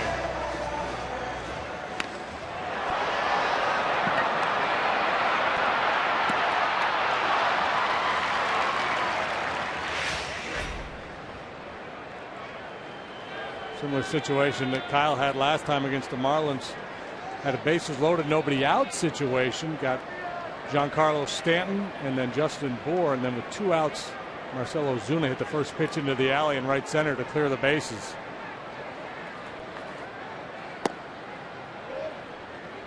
Ball 1.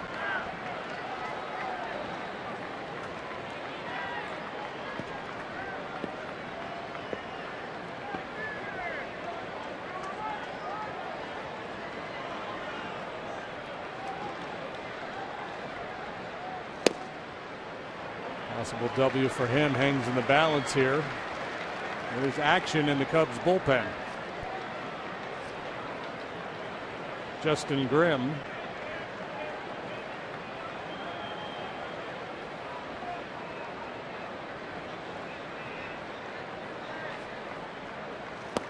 Two and one. Thought he might get a fastball. He did not. Joe could be a little more liberal with the use of his bullpen today because the team is off tomorrow. Yeah, and he got 8 out of Hamill yesterday.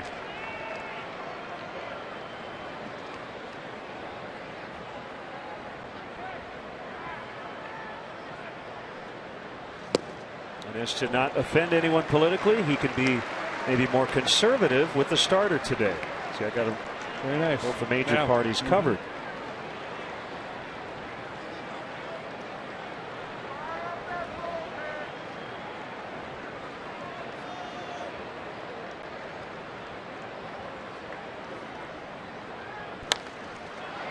Popped him up. Let's see if Rizzo's got room.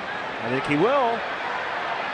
And that will end the inning. So he gives up 1 but maintains the lead. 4-3 after 5.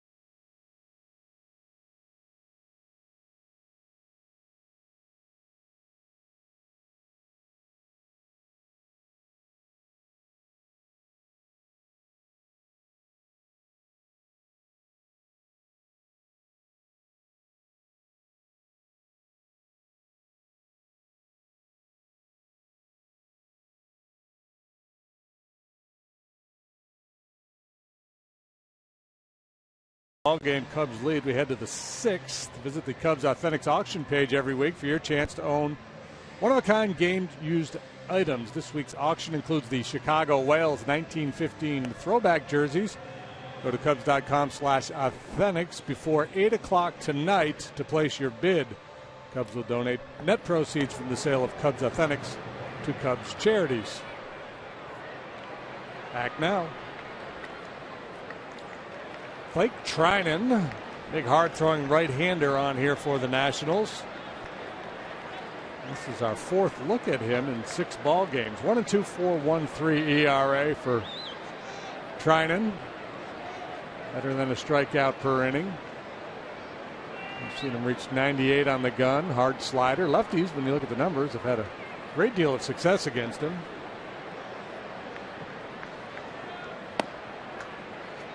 And a strike on Jonathan Herrera.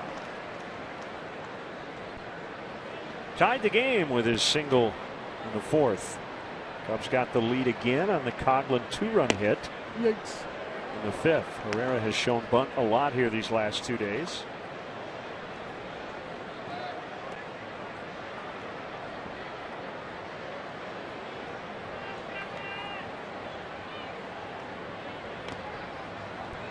You got a Jonathan Herrera doppelganger? No, but I bet you do. It's animated. Jiminy Cricket. Okay.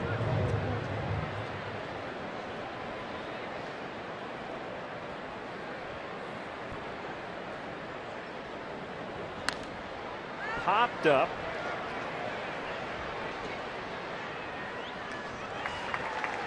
Caught by Escobar.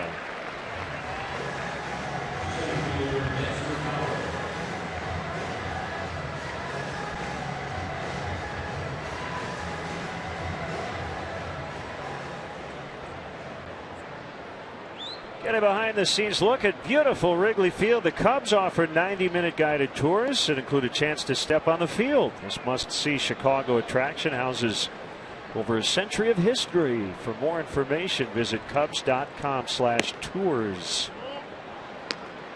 99. As he delivers the hot sauce.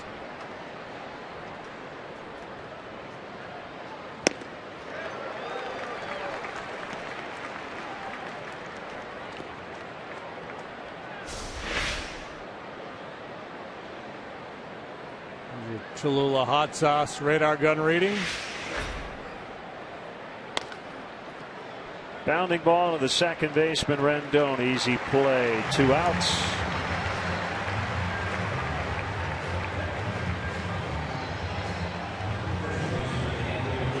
I think my fastball would have been sponsored by frozen yogurt.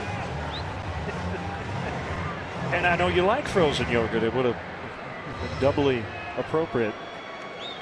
Maybe molasses.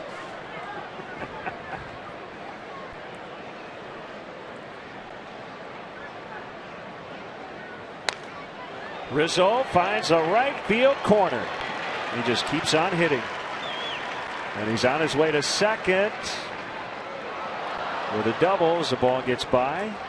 2-out double. Anthony Rizzo. 3rd reach of the day. Walk, single, double. Boy, he's been attacking that first pitch with regularity here lately. And we had a note on him yesterday. He's hitting better than 600 when putting the first pitch in play. So as long as they're going to keep throwing him strikes, he's going to keep whacking at it.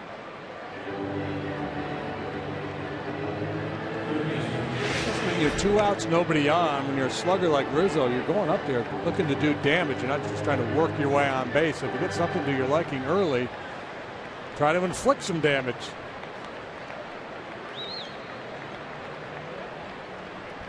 So Zimmerman today went 5 innings, gave up the 10 hits, season high. The 4 runs allowed. We'll go to the earned runs. Only the 2nd time in his 12 starts he's allowed more than 3 earned runs. Yeah, he'd been dealing. ERA below 1 over his last 4 starts.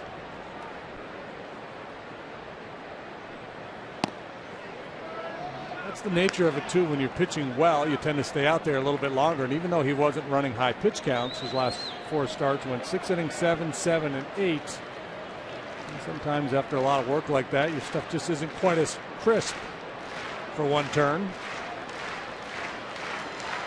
Hitters usually let you know.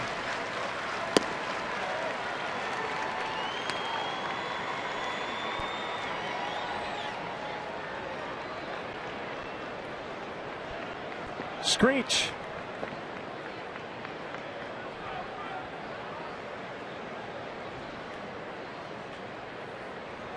Three and 0 on Bryant.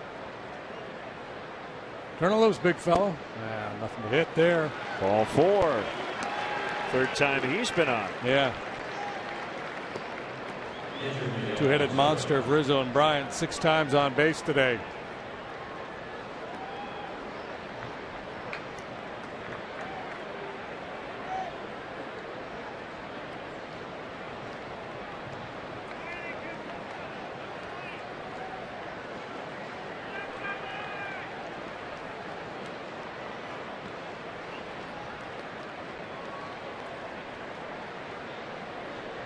Williams, last year's first year as the Nationals manager. And he won the manager of the year in the National League.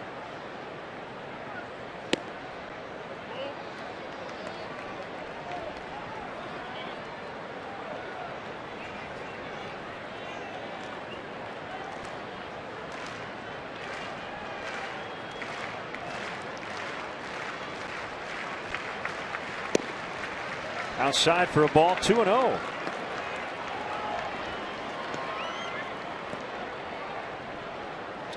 Montero's had some favorable counts today. He worked a walk last time.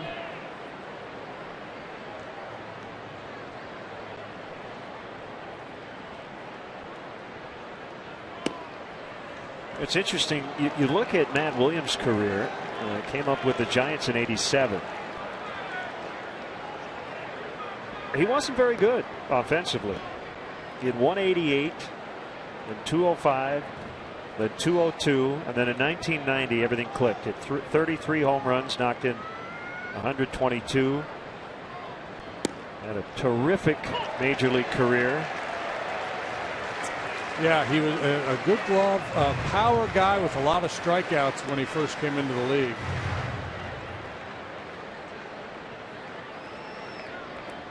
What's the note? He homered with 3 different teams in the World Series, right? That's a strike. 3-2. Giants in '89, Indians in '97, Diamondbacks in '01.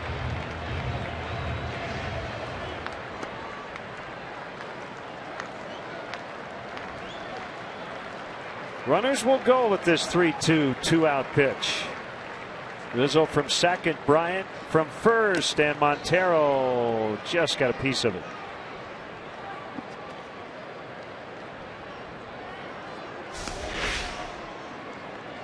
And Montero certainly can handle velocity, and that's what you expect to see from Trinan here. That one clocked at 96. Trinan not only throws hard, but he gets good movement on his fastball.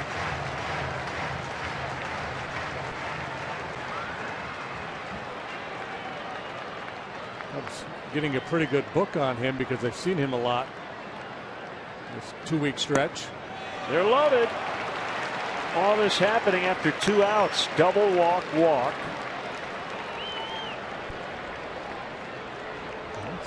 It's a sprint to the mound from Matt Williams.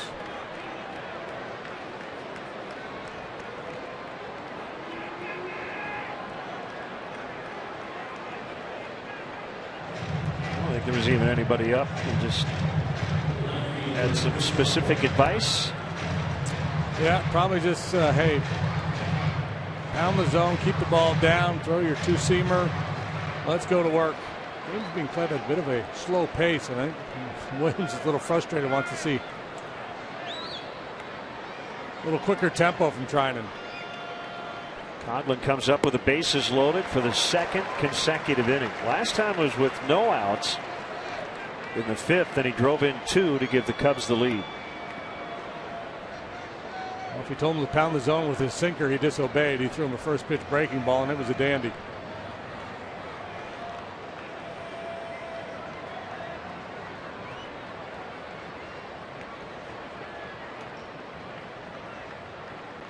Oh, 1. Now 1 ball, 1 strike. I think the message was just the opposite. Coughlin's been on everything today. Let's come off the fastball and throw some sliders.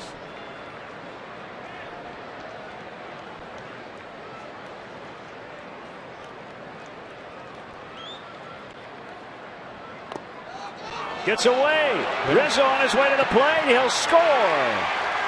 Did it hit Coughlin? I think it hit Coughlin in the foot. Now this is interesting. Coughlin wants to hit, so he's coming back.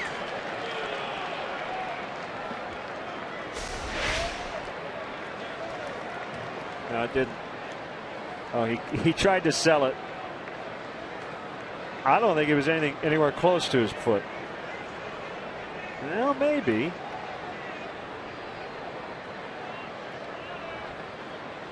I don't know. I thought I heard it, but in looking at that replay, his reaction was a little bit late. So I think you're right. I think he was just trying to sell it.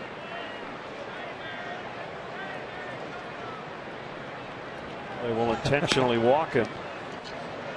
So 5-3. Here's Castro.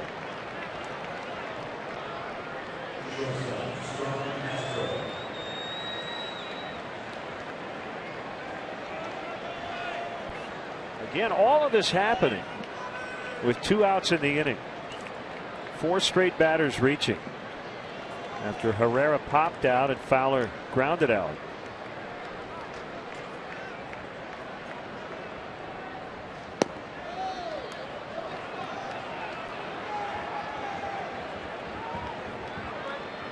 Fans getting a little restless.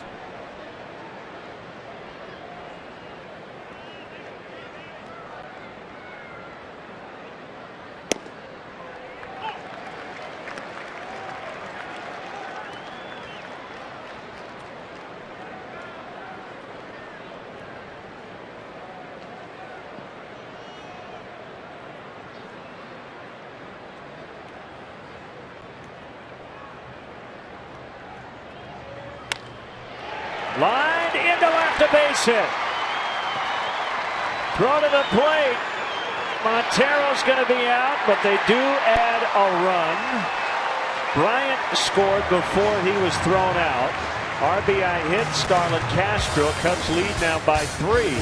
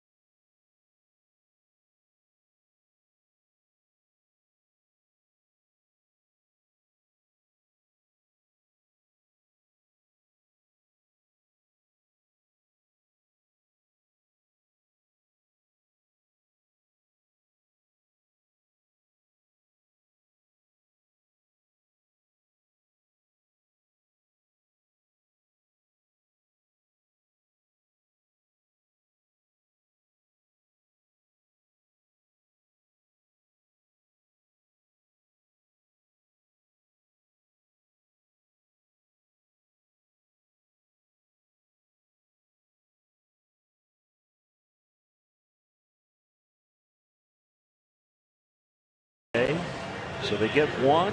Montero thrown out by Taylor as they tried to grab another. Yeah, good to see Starlin get to a couple of fastballs here today. It's something he hasn't been doing a lot of lately, but good day at the plate for Castro. And Kyle Hendricks with a chance to pick up his second win of the year. And the handshake from Chris Bosio. I should clarify, they got one on that play. They got two in that inning. And now lead 6-3, and it's up to the bullpen the rest of the way.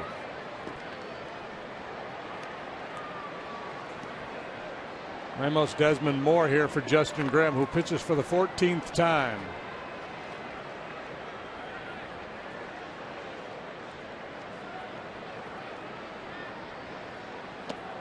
Swing and a miss on a breaking ball.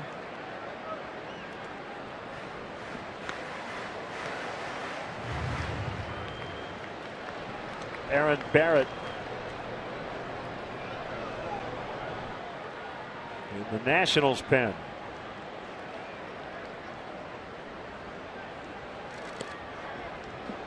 Baltimore a 7-3 winner at Cleveland, so the Orioles take 2 of 3 in that set, cooling off the Indians a little bit. They're still 15-8 their last 23 games. Red Sox beat Oakland 7-4. All 7 runs came in the 8th inning. They were down 4-0.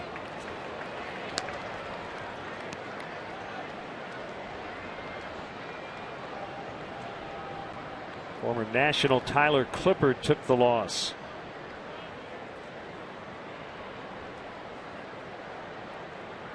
Stephen Wright, 3 1/3 innings of relief, got the win. Fly ball well hit to right. Denorfia looking back, and he makes the catch on the warning track. After the game, Wright was asked about his performance. He said, "I bought powdered water, but I didn't know what to add." There's Desmond. Put instant coffee in the microwave and it went back in time.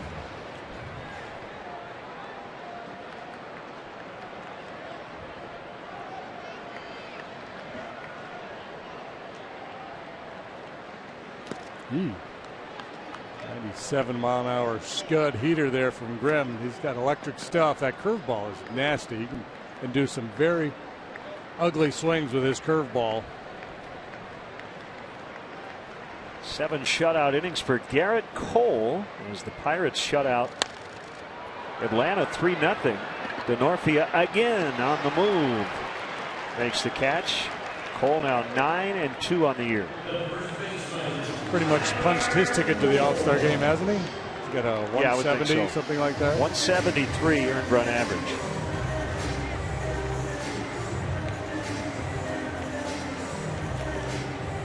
So the Pirates now within 6 of the Cardinals, who play later.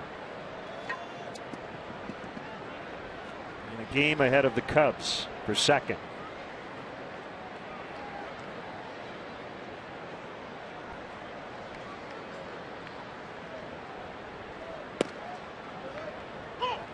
Strike to Moore.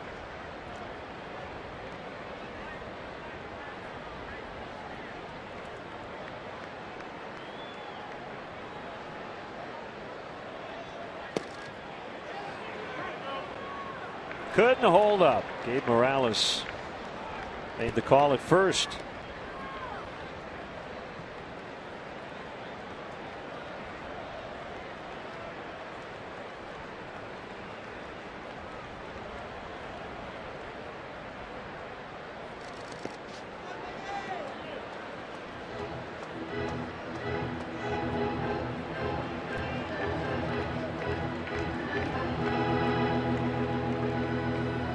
Doesn't get to play every day. He's been in a pretty good funk lately. Typically guys like that, when they do get a chance, they're in swing mode. 0 for 2 today. Hit the ball well last time up.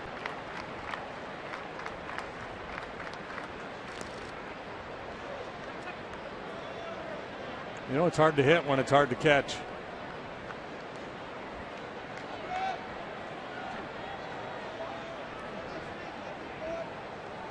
Great note by Jared on Twitter watching the game at home. He said the pitchers, once that guy's in the game, will be Grimm and Barrett. Well done.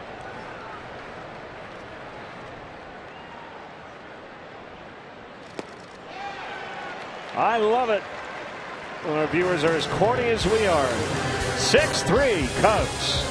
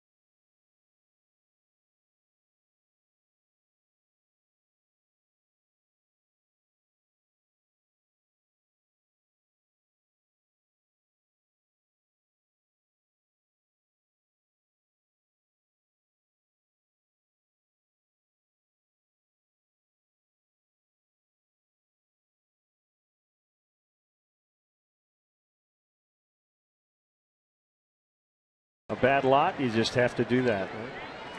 Just Grimm and Barrett. Here's Aaron Barrett. No sense harpering about it.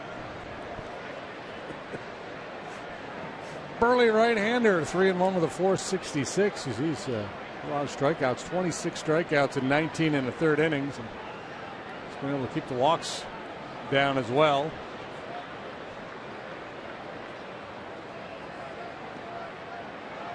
Like Trinan, the Cubs have seen a lot of Barrett. This is his 5th appearance against them in the season series.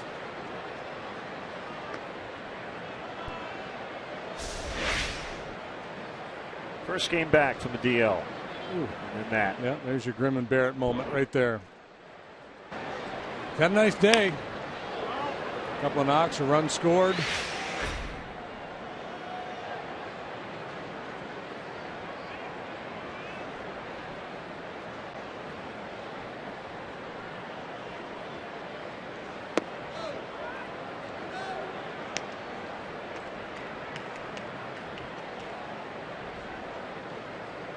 So the old adage was when you went in on a guy and he fouled one off his foot, you do it right again because you try to exploit that.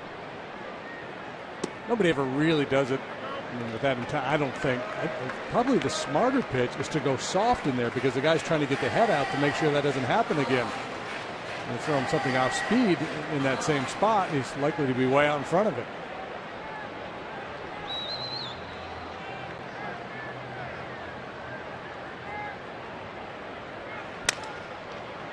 Cracked his bat as he rolls to Rendon. How about some suggestions for getting to Wrigley Field? The Cubs suggest the use of public transportation. If you ride your bike, the Cubs offer a courtesy bike check. And if you drive your car, the Cubs provide free parking and shuttle services on night and weekend games from 3900 North Rockwell. For details, visit Cubs.com. Trying to make it easy, come to the ballpark. Now it's Grimm versus Barrett. This is even better.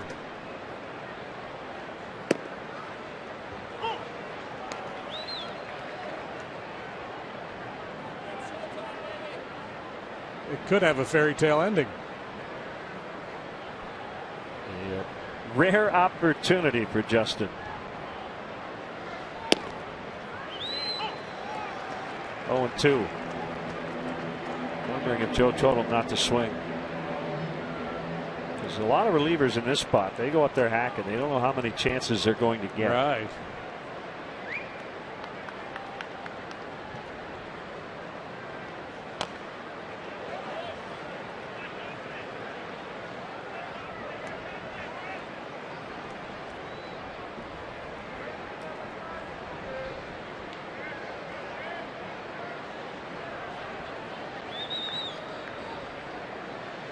Gets a knock here. He could press his case for a move to the rotation at some point in the future.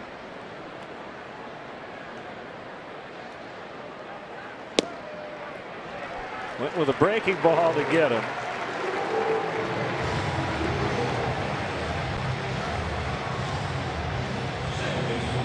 Late Sunday afternoon. Always a good time for a nap.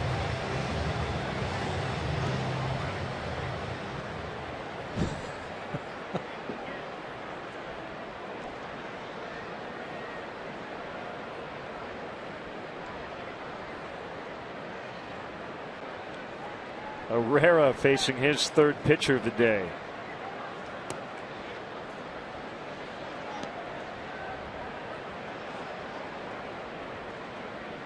That would be kind of a fun one to maybe go decade by decade and look at the average amount of pitchers faced by everyday players in a ball game. Shot down the right field line, foul. Right. What do you think it is now? Guy like Anthony Rizzo's got to face an average of, he's got 3 point something, right, per game. 5 plate appearances per day, 4 to 5. Yeah.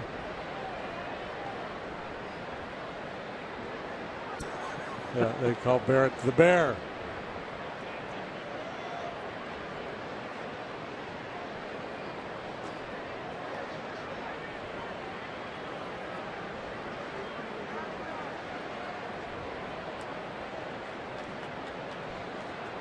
Guy's probably a congressman.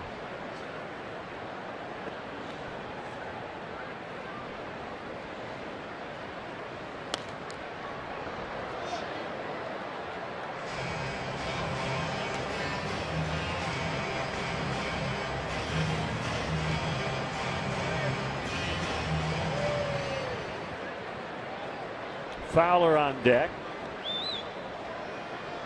Herrera, the 9-hitter today.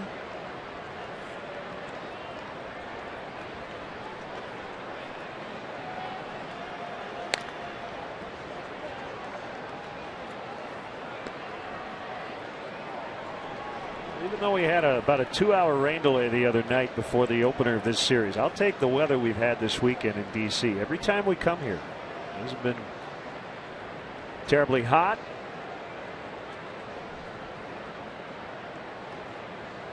Very comfortable. 2-2.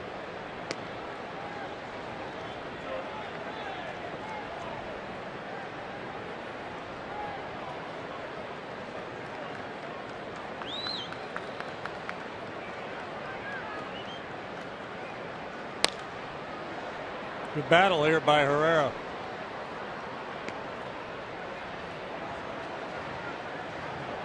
His job is not an easy one. He'll sit for days at a time without even getting an at-bat. He'll get pressed into duty. A versatile guy, can play a lot of different positions.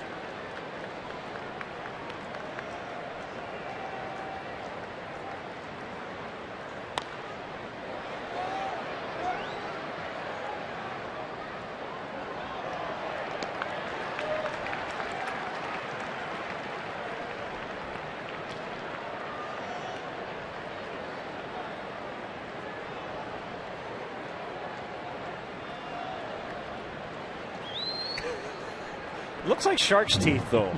That's the only thing I'm having an issue with. It's Jeff Altman.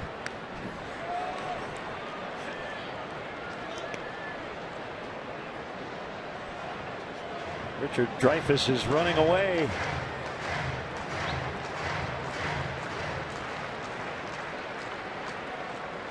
Well, I wonder, is that guy looking at the batter or at Barrett? Probably just looking for the camera. Popped him up. Span makes the catch. The Bear just had a meal, apparently.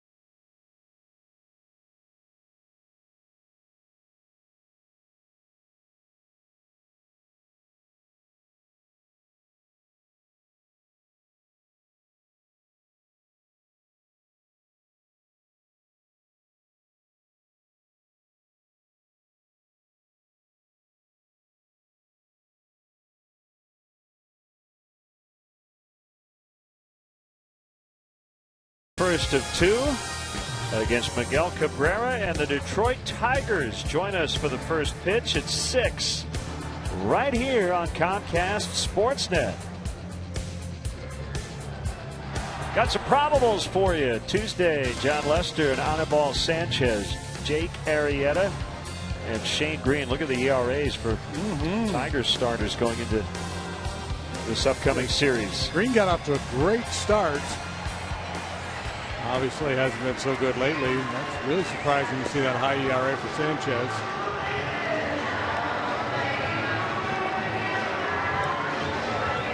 Grimm with a 1-2-3 sixth. So back out there to start the 7th. James Russell is playing catch in the bullpen.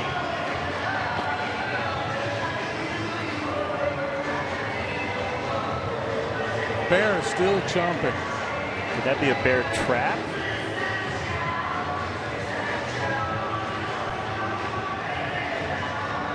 Big crowd, don't have the official attendance yet, but it's got to be very close to a sellout. They're elevating their natitude in that section. This is the, I believe, the 30th anniversary of Phillies Bueller. Yeah, I think it was this weekend. Not sure it was actually today. No, I mean, 30 years ago, around this time in June. He better. Swing, better.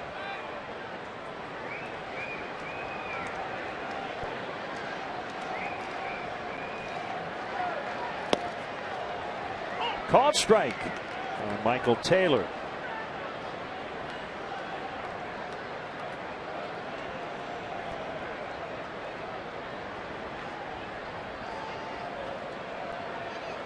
High upside guy. Matt Williams, kind of like Joe Madden with Addison Russell, easing him into things more down towards the bottom of the order. He's got some pop. He's got speed.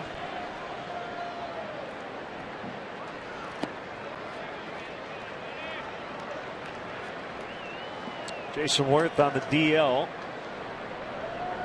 So they've had to mix and match a little bit out in left. Casey Jansen up in the Nationals bullpen. We mentioned James Russell for the Cubs.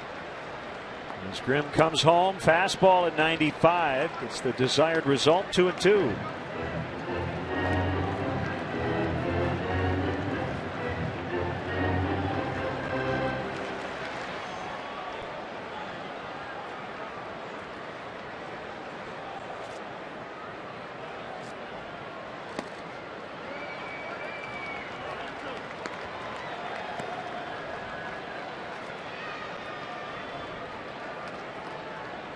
Dan Uggla on deck.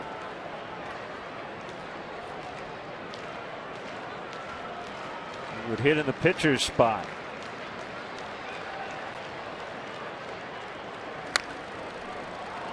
Right field, DeNorfia is over, and it's just out of play.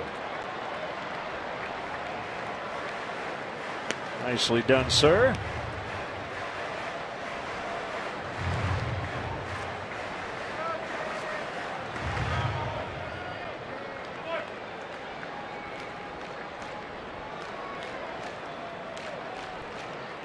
Joe Madden did not double switch when he brought Justin Grimm into the game, and I think he was thinking it would just be one and done, but he was so efficient in his inning of work, he decided to run him back out there. Come on.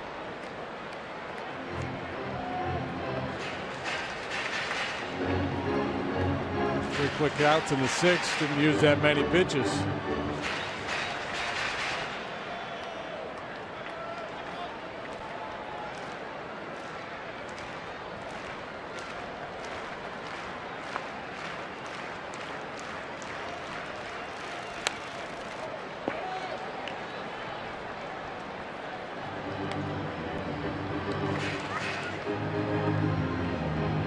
Taylor, however, making him work here.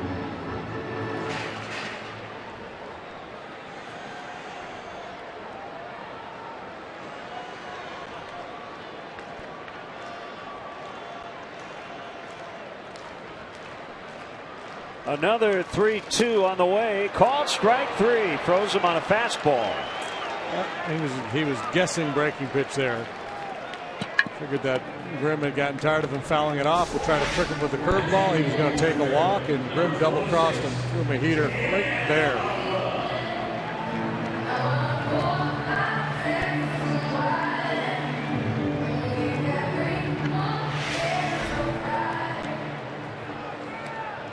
So it's Uggla in the pitcher's spot.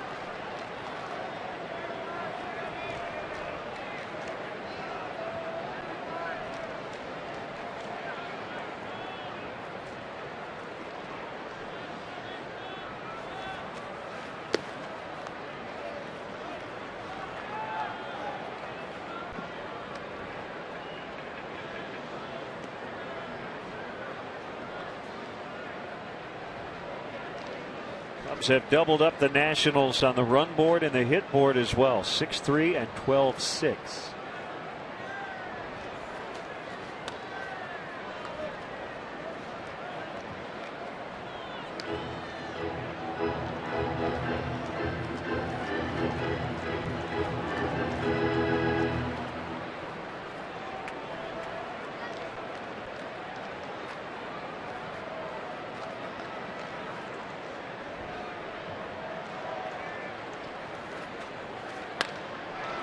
Ripped into left for a base hit.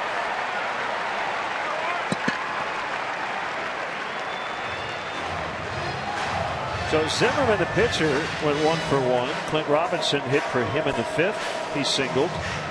And Uggla's done the same here in the 7th. So the 9 spot's gone 3-for-3.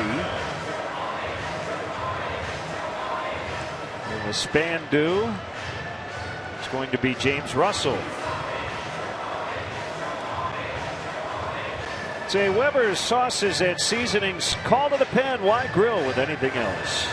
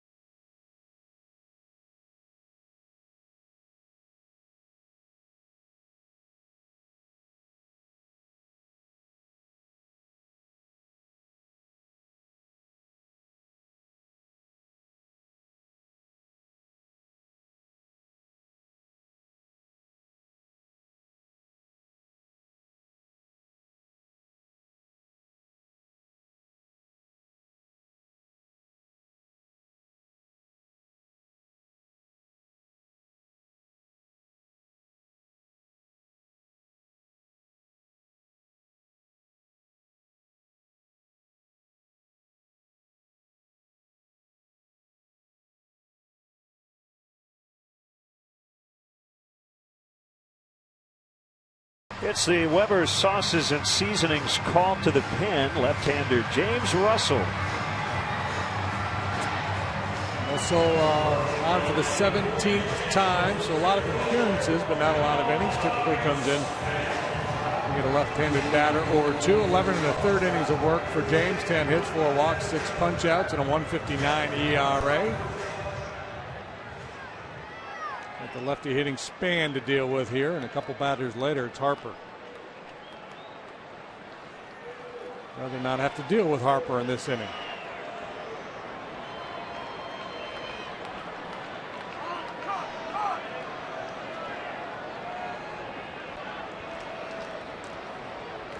Span 0 for 4 with a strikeout against Russell, and a couple of batters away is Harper. He's 2 for 2, 2 doubles, 3 walks.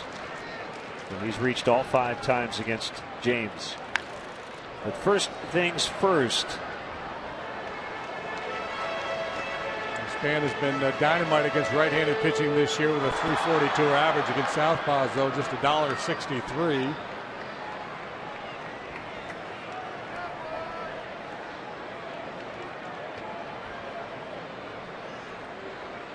Uggla the runner at first. 1 away in the inning. Bryant in at third. The pitch. 1-1. Hector Rondon has been getting loose. So we may see him much earlier than normal.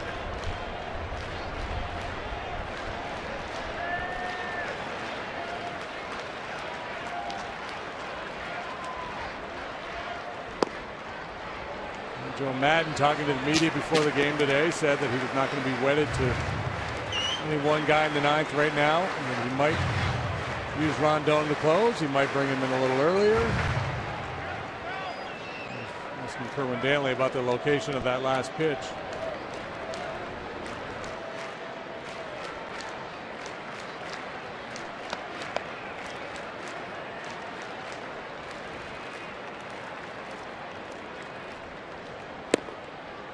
Three and 1. Well, the misses here, but close pitches.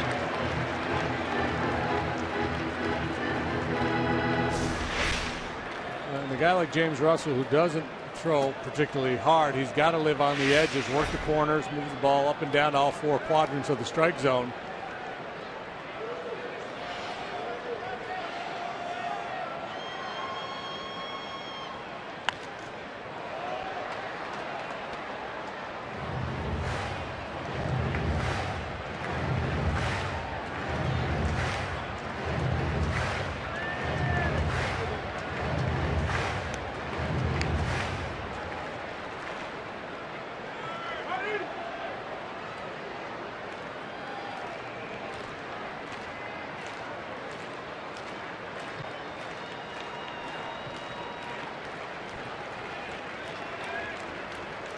Balls, 2 strikes.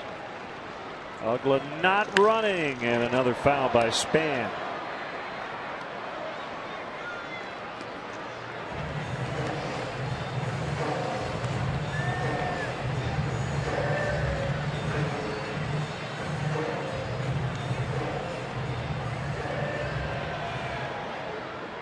Play Span a little bit as an off-field hitter in the outfield. You certainly would once you got 2 strikes. Much more likely to hit the ball the other way with a couple of strikes on him. This will be the 7th pitch of the sequence. It's on its way. Popped up. Castro out in the grass and left. 2 outs. Follow the Cubs all season with MLB.com at bat. At bat is up to the moment, at any moment, with in-game highlights, live look-ins, replay reviews, radio broadcasts, StatCast, and more. At MLB.com at bat for your smartphone or tablet.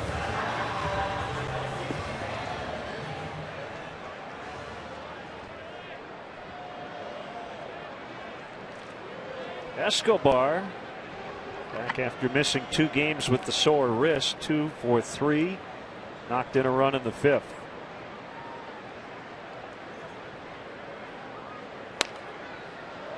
fouls out of play. Escobar's average up to 321. He came in 9th in the National League in that category.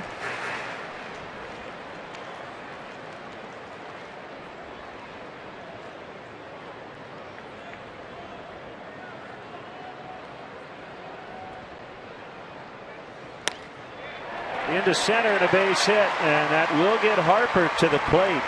And I mentioned those numbers, very small sample size. Against James Russell, Harper 2 for 2 with 2 doubles and 3 walks. And Chris Bosio will head out to the mound. Yeah, well, I think this is the old home field compelled to give in. Harper obviously the most likely candidate in the National League right now to tie the game here with one swing of the bat. So even though you have left on left, you're not going to get too aggressive here with Harper. If he wants to chase and get himself out, that would be wonderful. If not, we got Rondon heated up out there to deal with Rendon.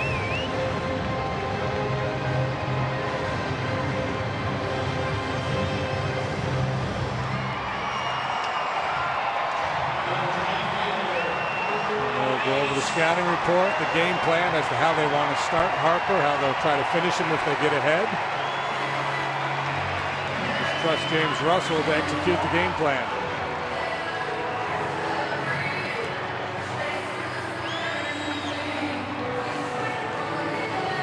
So Harper represents the tying run.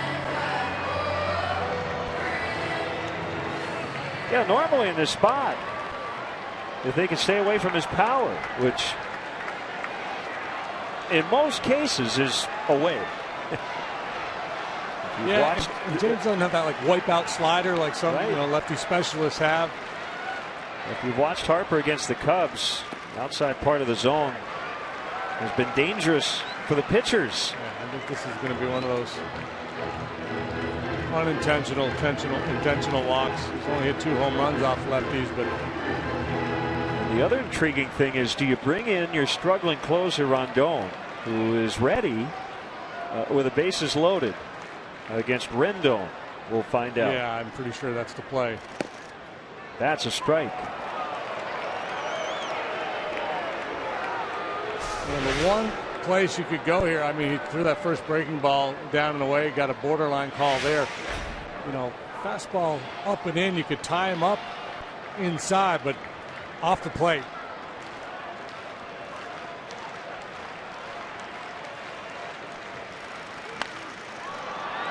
This is going to get Russell out of the inning, and for the first time in his career, he retires Bryce Harper. Still 6-3 Cubs after 7.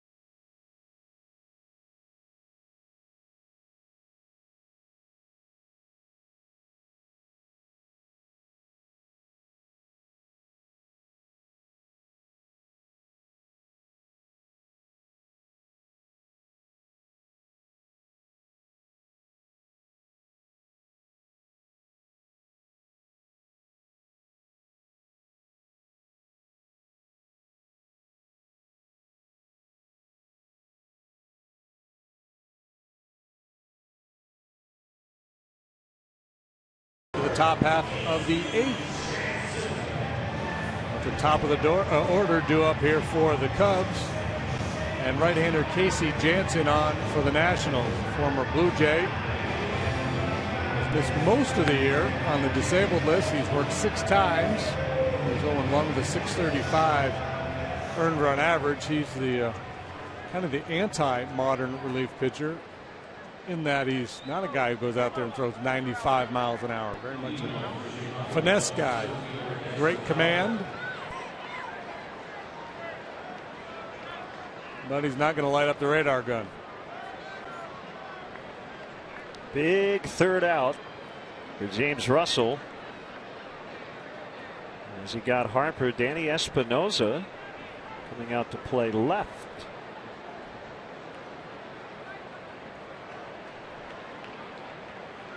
Just had to run into the clubhouse and get an outfielder's glove.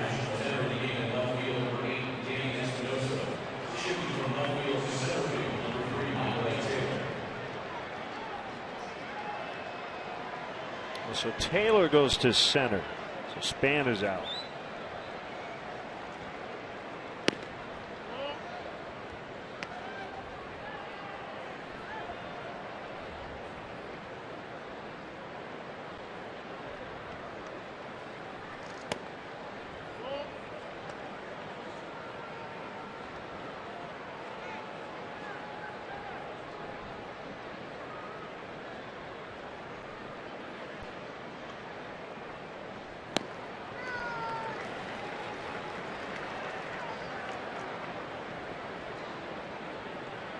So left to right, Espinosa, Taylor, Harper.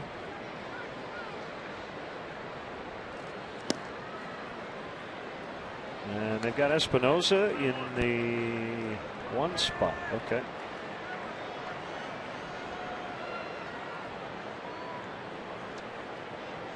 Which makes you think something is physically wrong with Span.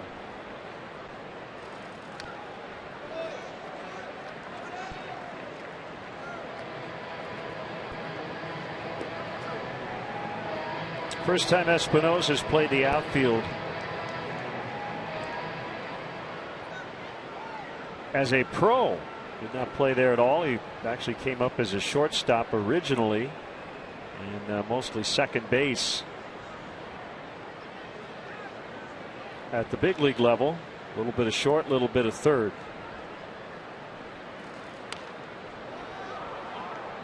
Yeah, he might be borrowing an outfielder's mitt.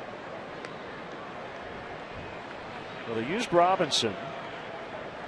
They used Ugla.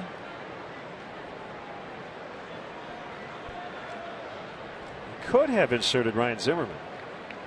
Put Moore in left. Popped up. Escobar in foul territory makes the catch. Probably wants to save Zimmerman for a pinch hit at bat with some traffic on, so he can pull off some heroics.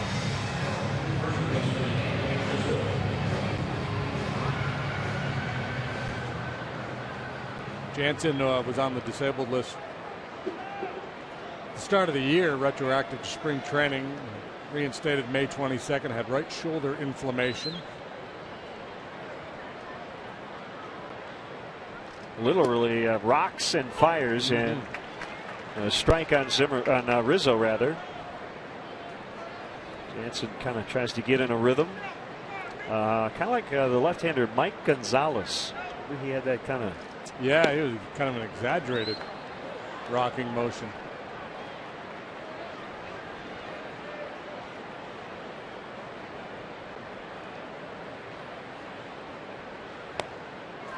Home run swing by Anthony. Came up empty.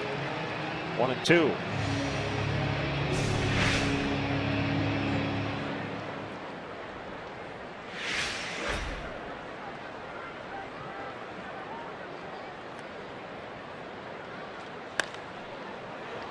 In the air to center. Taylor just switched positions. Hauls it in. 2 down here in the Cubs 8th. They lead 6-3, and it's Chris Bryant. He and Rizzo have combined to score 4 times in this one.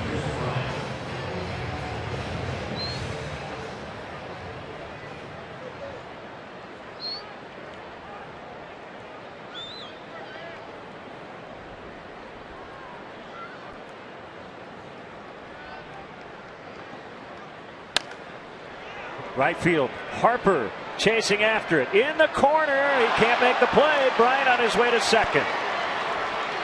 Bryant on his way to third. He's in. Single, double, walk, triple here in his last 4 plate appearances. Well hit, slicing away from Harper. Probably should have caught that ball down in the right field corner. And Chris Bryant will take it. He gets extended with that off-field swing. Yeah, that ball's got to be caught.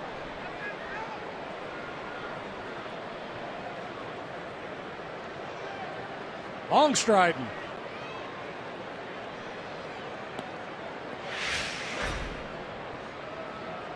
Bryant with his second career triple.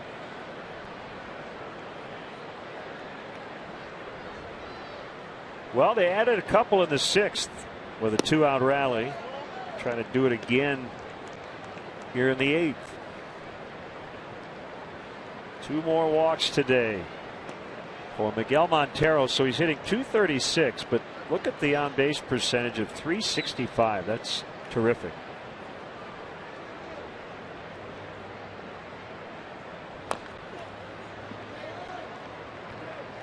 Yeah, the Cubs have only struck out 4 times today.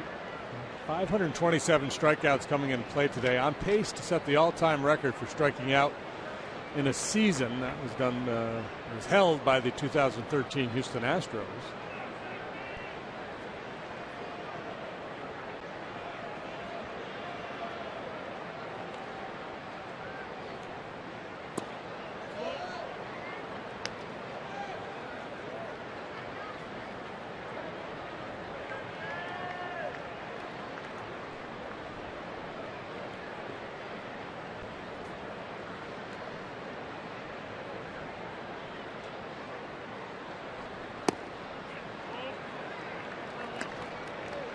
Three and one with Coughlin on deck.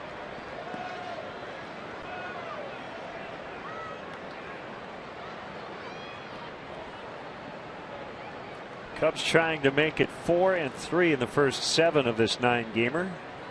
That'll end in Detroit.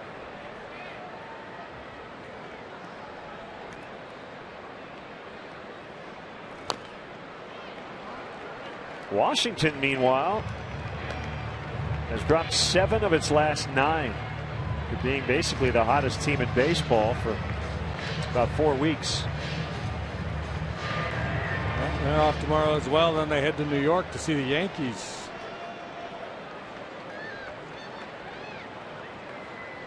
The Yankees are playing good ball. They won 5 in a row. Lined and caught by Moore to end the inning. Bottom 8. Cubs 6, Nationals 3.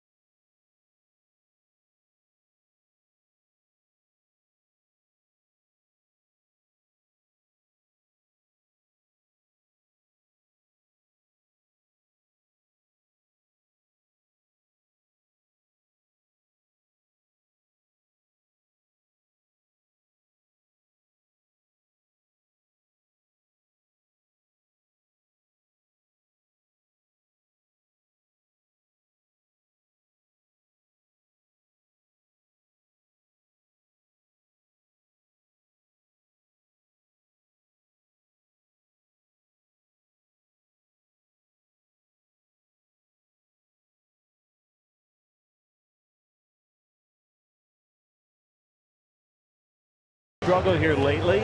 So he comes in to start the 8th inning with a 3-run lead. So technically this is a save opportunity, but I have a hard time thinking he'll get the final 6 outs.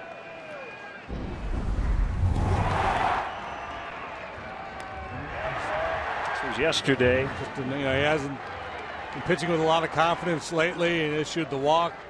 Joe with a quick hook went to Strop. He got the job done. I think it's good for the ball club when you have multiple options and guys you can move around late in games. So a strike on Rendon, the Rondon-Rendon matchup.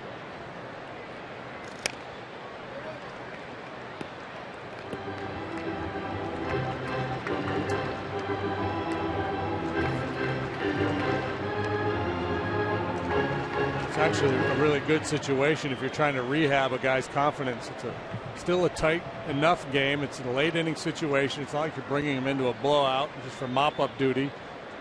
He has to, raise the intensity level.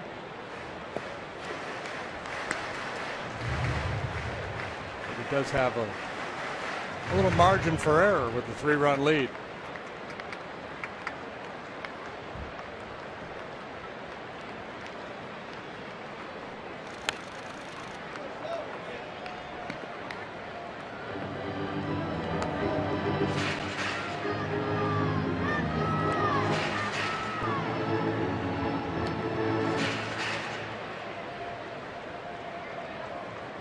Ramos on deck.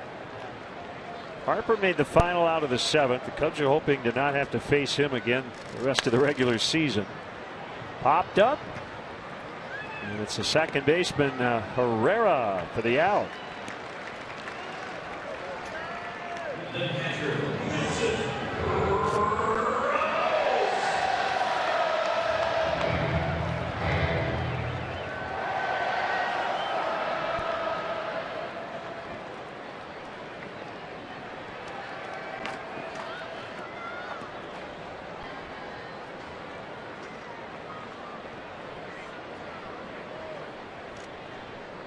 Five from Kyle Hendricks here today. First pitch swinging. Denorfian right. 2 outs. Grimm was really good. Russell did his job. Now Rondon with 2 quick outs in the 8th.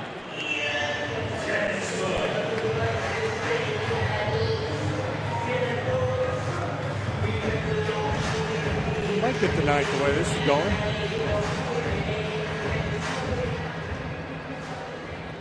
Joe would have a blast with that after the game, wouldn't he? I mean, if he gets Desmond here, I'd start him in the 9th. Joe could say, I'm making him into Goose Gossage. 1-0 on Desmond.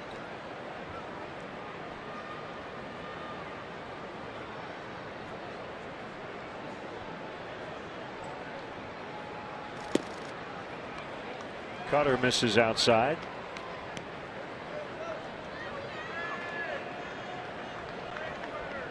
Down 3 runs, you would think Desmond might be patient here, but that's not in his nature. I think he's hacking. If he gets a fastball to his liking, well, he appeared to be taking all the way.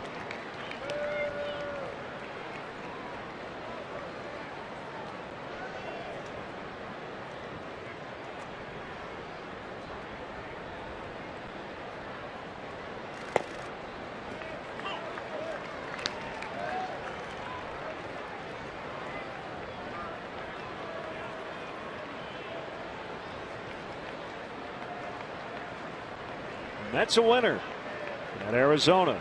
They've got a chance to jump past the Nationals back into first. Desmond, foul tip, strike 3. Hang on a second. Desmond thinks that ball was in the dirt. Hang on a moment. Danley said he got a piece of it.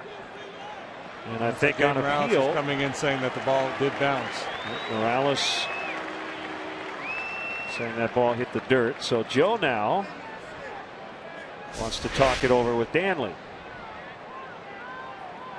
Yeah, I think it hit the dirt. I'm not sure Desmond hit the ball.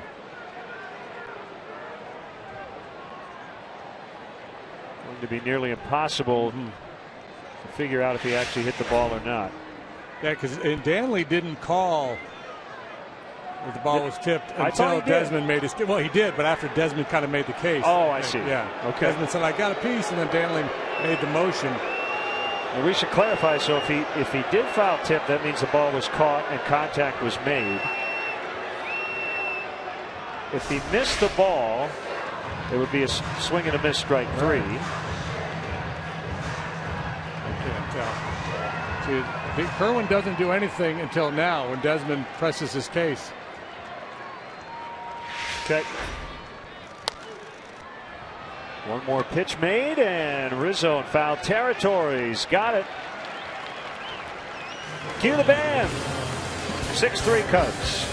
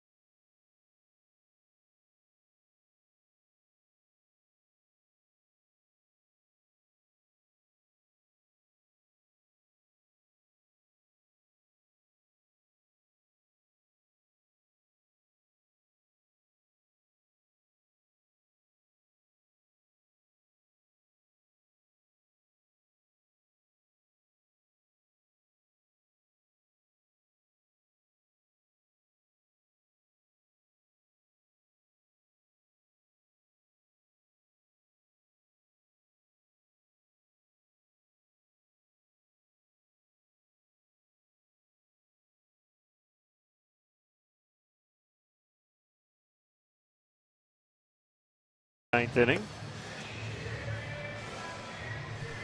And it'll be against a left-hander, Matt Thornton, the veteran.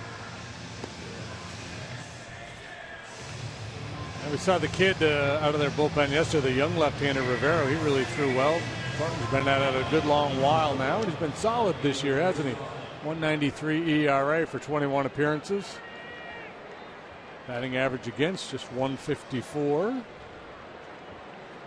So 2 ways to go with Rondon. You mentioned him possibly starting the ninth. The other possibility, phase 3, retired 3. Get him out of there feeling good. We'll see as Mott gets loose. Coghlan fouls. Biggest hit of the day belongs to Chris Coghlan. Go ahead 2-run single in the 5th. Doubled and scored first time. Deep drive to center second time. Intentionally walked last time. He's been right on everything here today.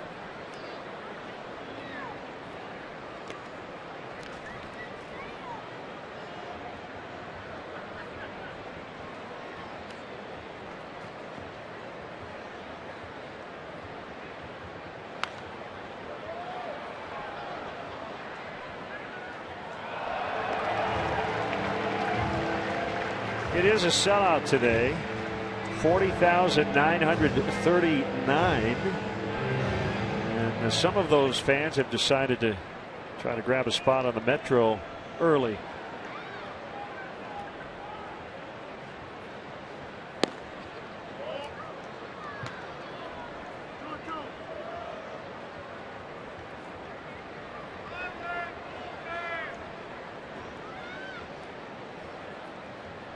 Good stuff.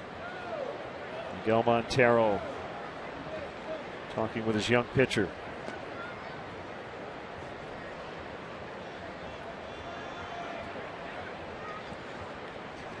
And so, you know, I think a lot of it is as a hitter, this is what I see from pitchers. And a lot of times a hitter will be your pitcher's best coach.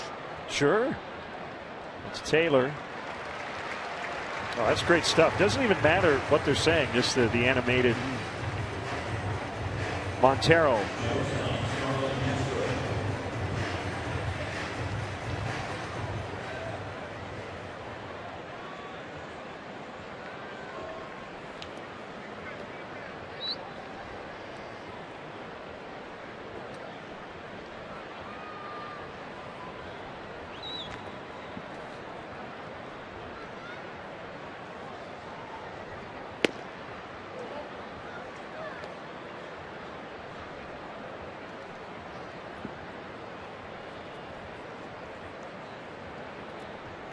Thornton has a sign from his catcher Ramos.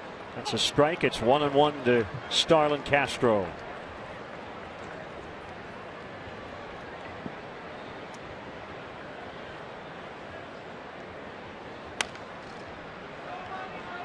Desmond will pick it up. Low throw.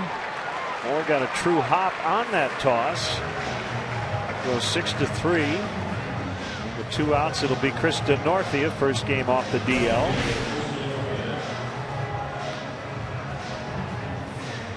Desmond had a lot of problems early in the year. He's committed 13 errors.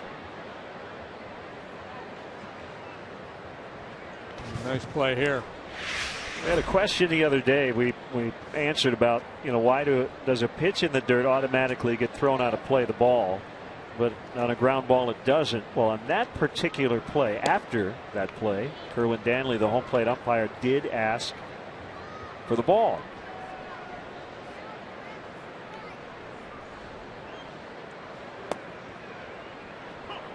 One and one.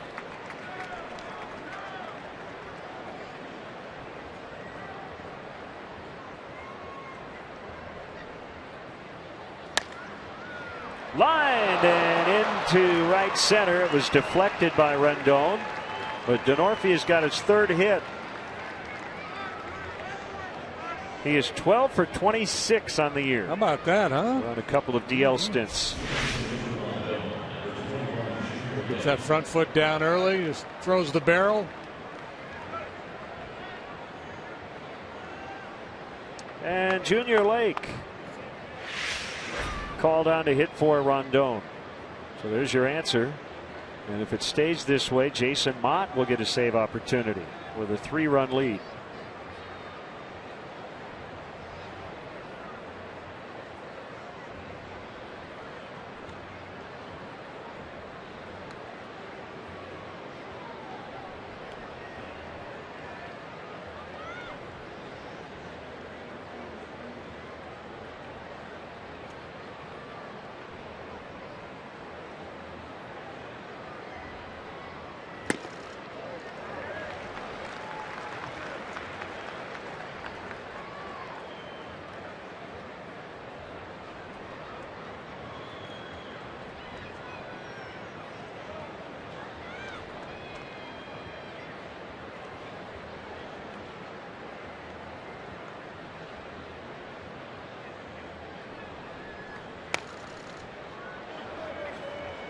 Two strikes to Lake.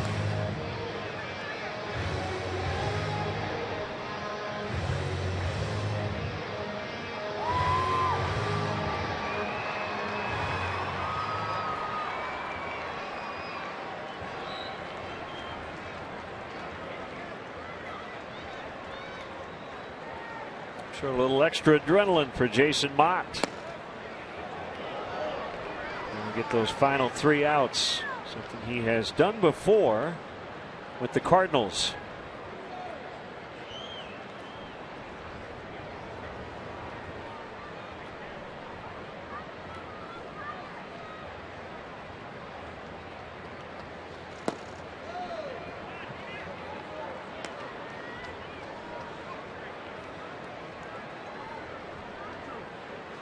Junior Lake has been showing a little more patience in his at-bats this go around at the big league level.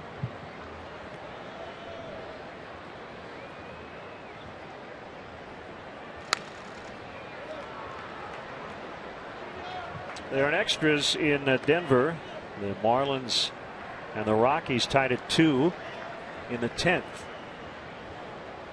I have not heard of a rain delay today.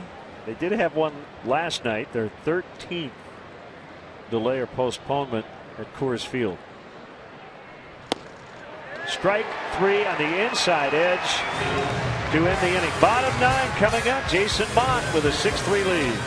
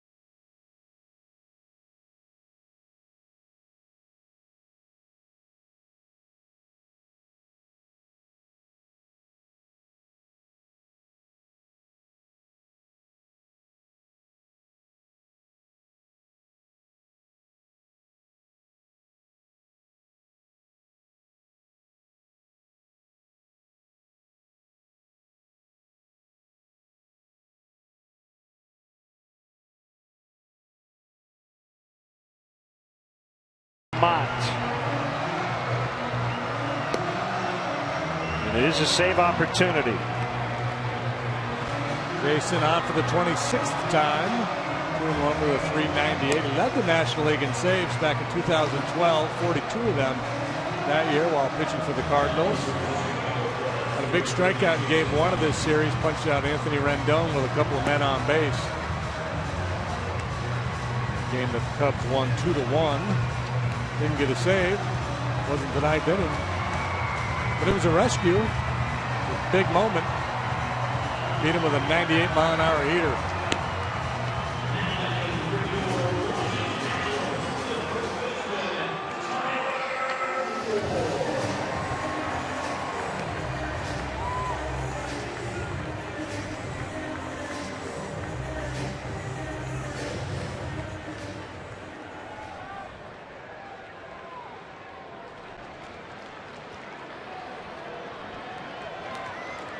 Mott versus Moore to start it.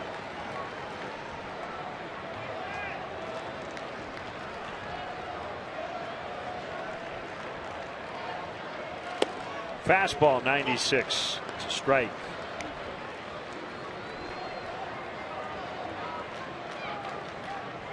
Nobody up behind Mott in the Cubs bullpen. Will likely change if Moore should reach.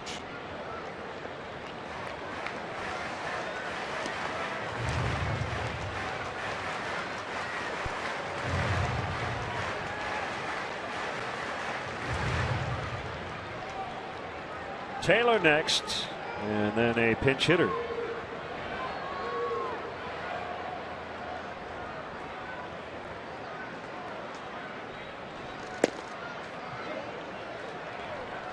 One and two.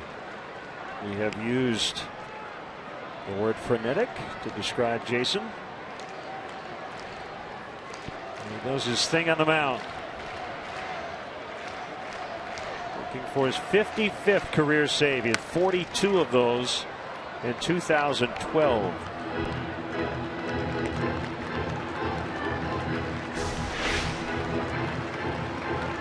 Could drop a little hot sauce on you.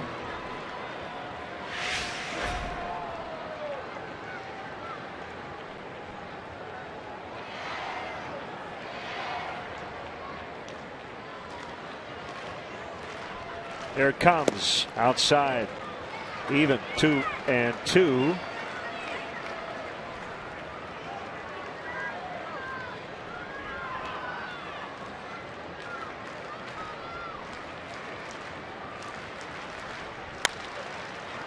In the air down the right field line. Denorfia makes a leap. Good effort. That ball hit the railing and bounded out of play.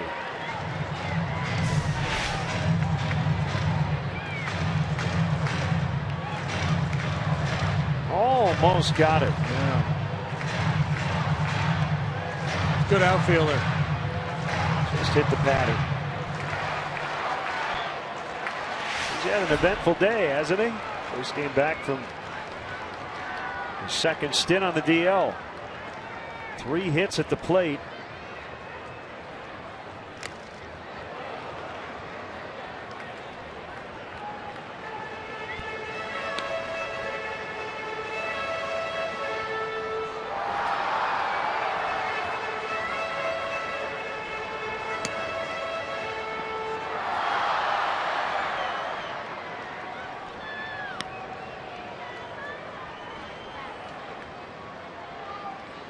A disappointed group leaving South Florida after dropping 2 out of 3 to Miami. That would be a complete reversal if they take 3 out of 4 here.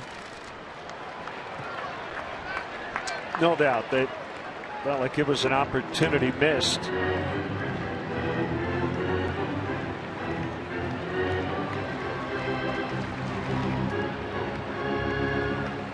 I mean, you know, the nature of baseball is such that you don't get too high or too low. Don't get me wrong. It wasn't like they were crestfallen. The music was playing. The road goes on forever and the party never ends. He struck him out. Looking. 1 out. Feel a lot better about things after this weekend if they can finish him off.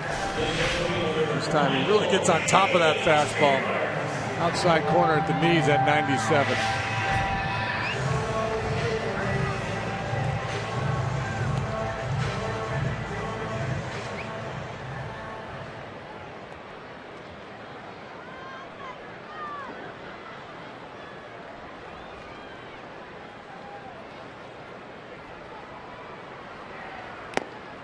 Foul tip.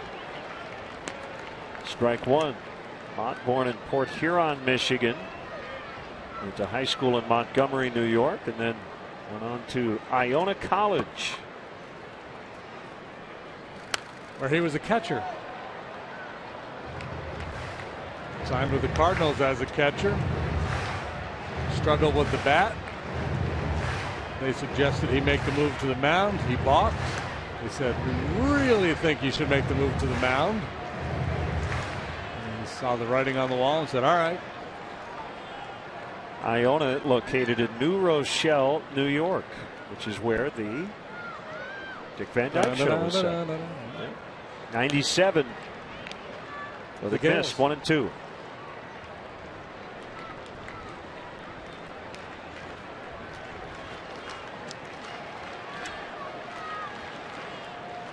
Montero wants some heat. Fly to right. Denorfia, very busy day out there. 2 outs here in the ninth. Time for our Benny's Beverage Depot toast of the game. Chris Coughlin with a 2-run single. That gave the Cubs the lead, and they have not relinquished it. That was back in the 5th inning. Made it 4-2. Benny's Beverage Depot toast of the game. Jose Lobaton.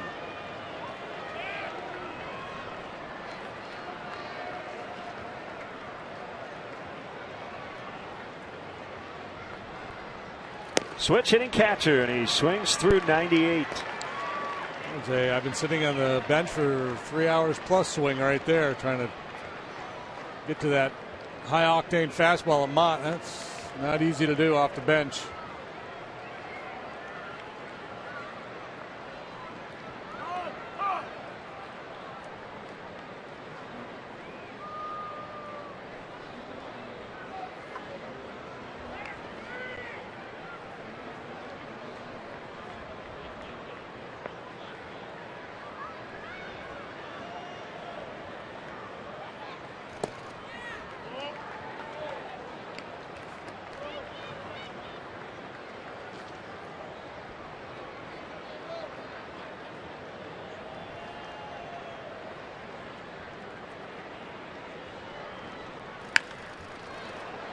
Late that time. 1-2.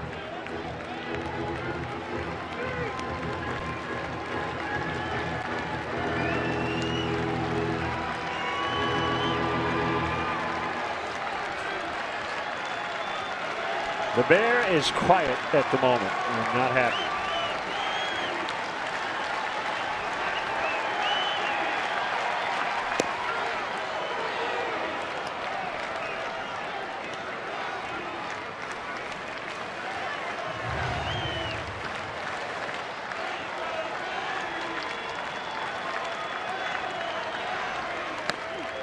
Inside again.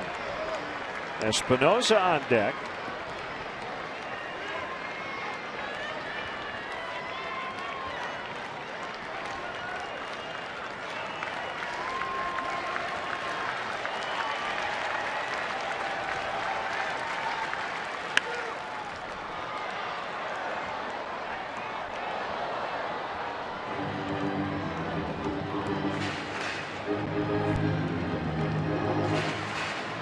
Not a whole lot of guesswork for the hitters against Mott. They know it's either going to be fastball at the mid to upper 90s or a hard cutter.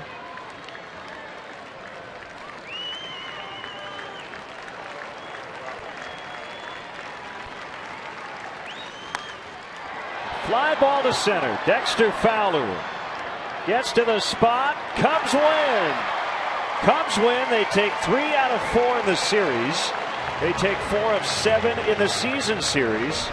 And they have knocked the Nationals down to second place. And it's off to Detroit. A good all-around performance here today. Cubs broke out the bats. Banged out 14 hits. They had base runners in every inning but one. Kyle Hendricks wasn't his sharpest. But a solid effort. He picks up his second win. The bullpen rock solid here this afternoon. So that'll wrap up our coverage from the ballpark, but still more to come here on CSN. Final score, Cubs 6, Nationals 3. We're back here on CSN Tuesday night. Cubs and the Tigers from Comerica, 6 o'clock Central Time. Now for JD and our entire crew here in Washington, D.C.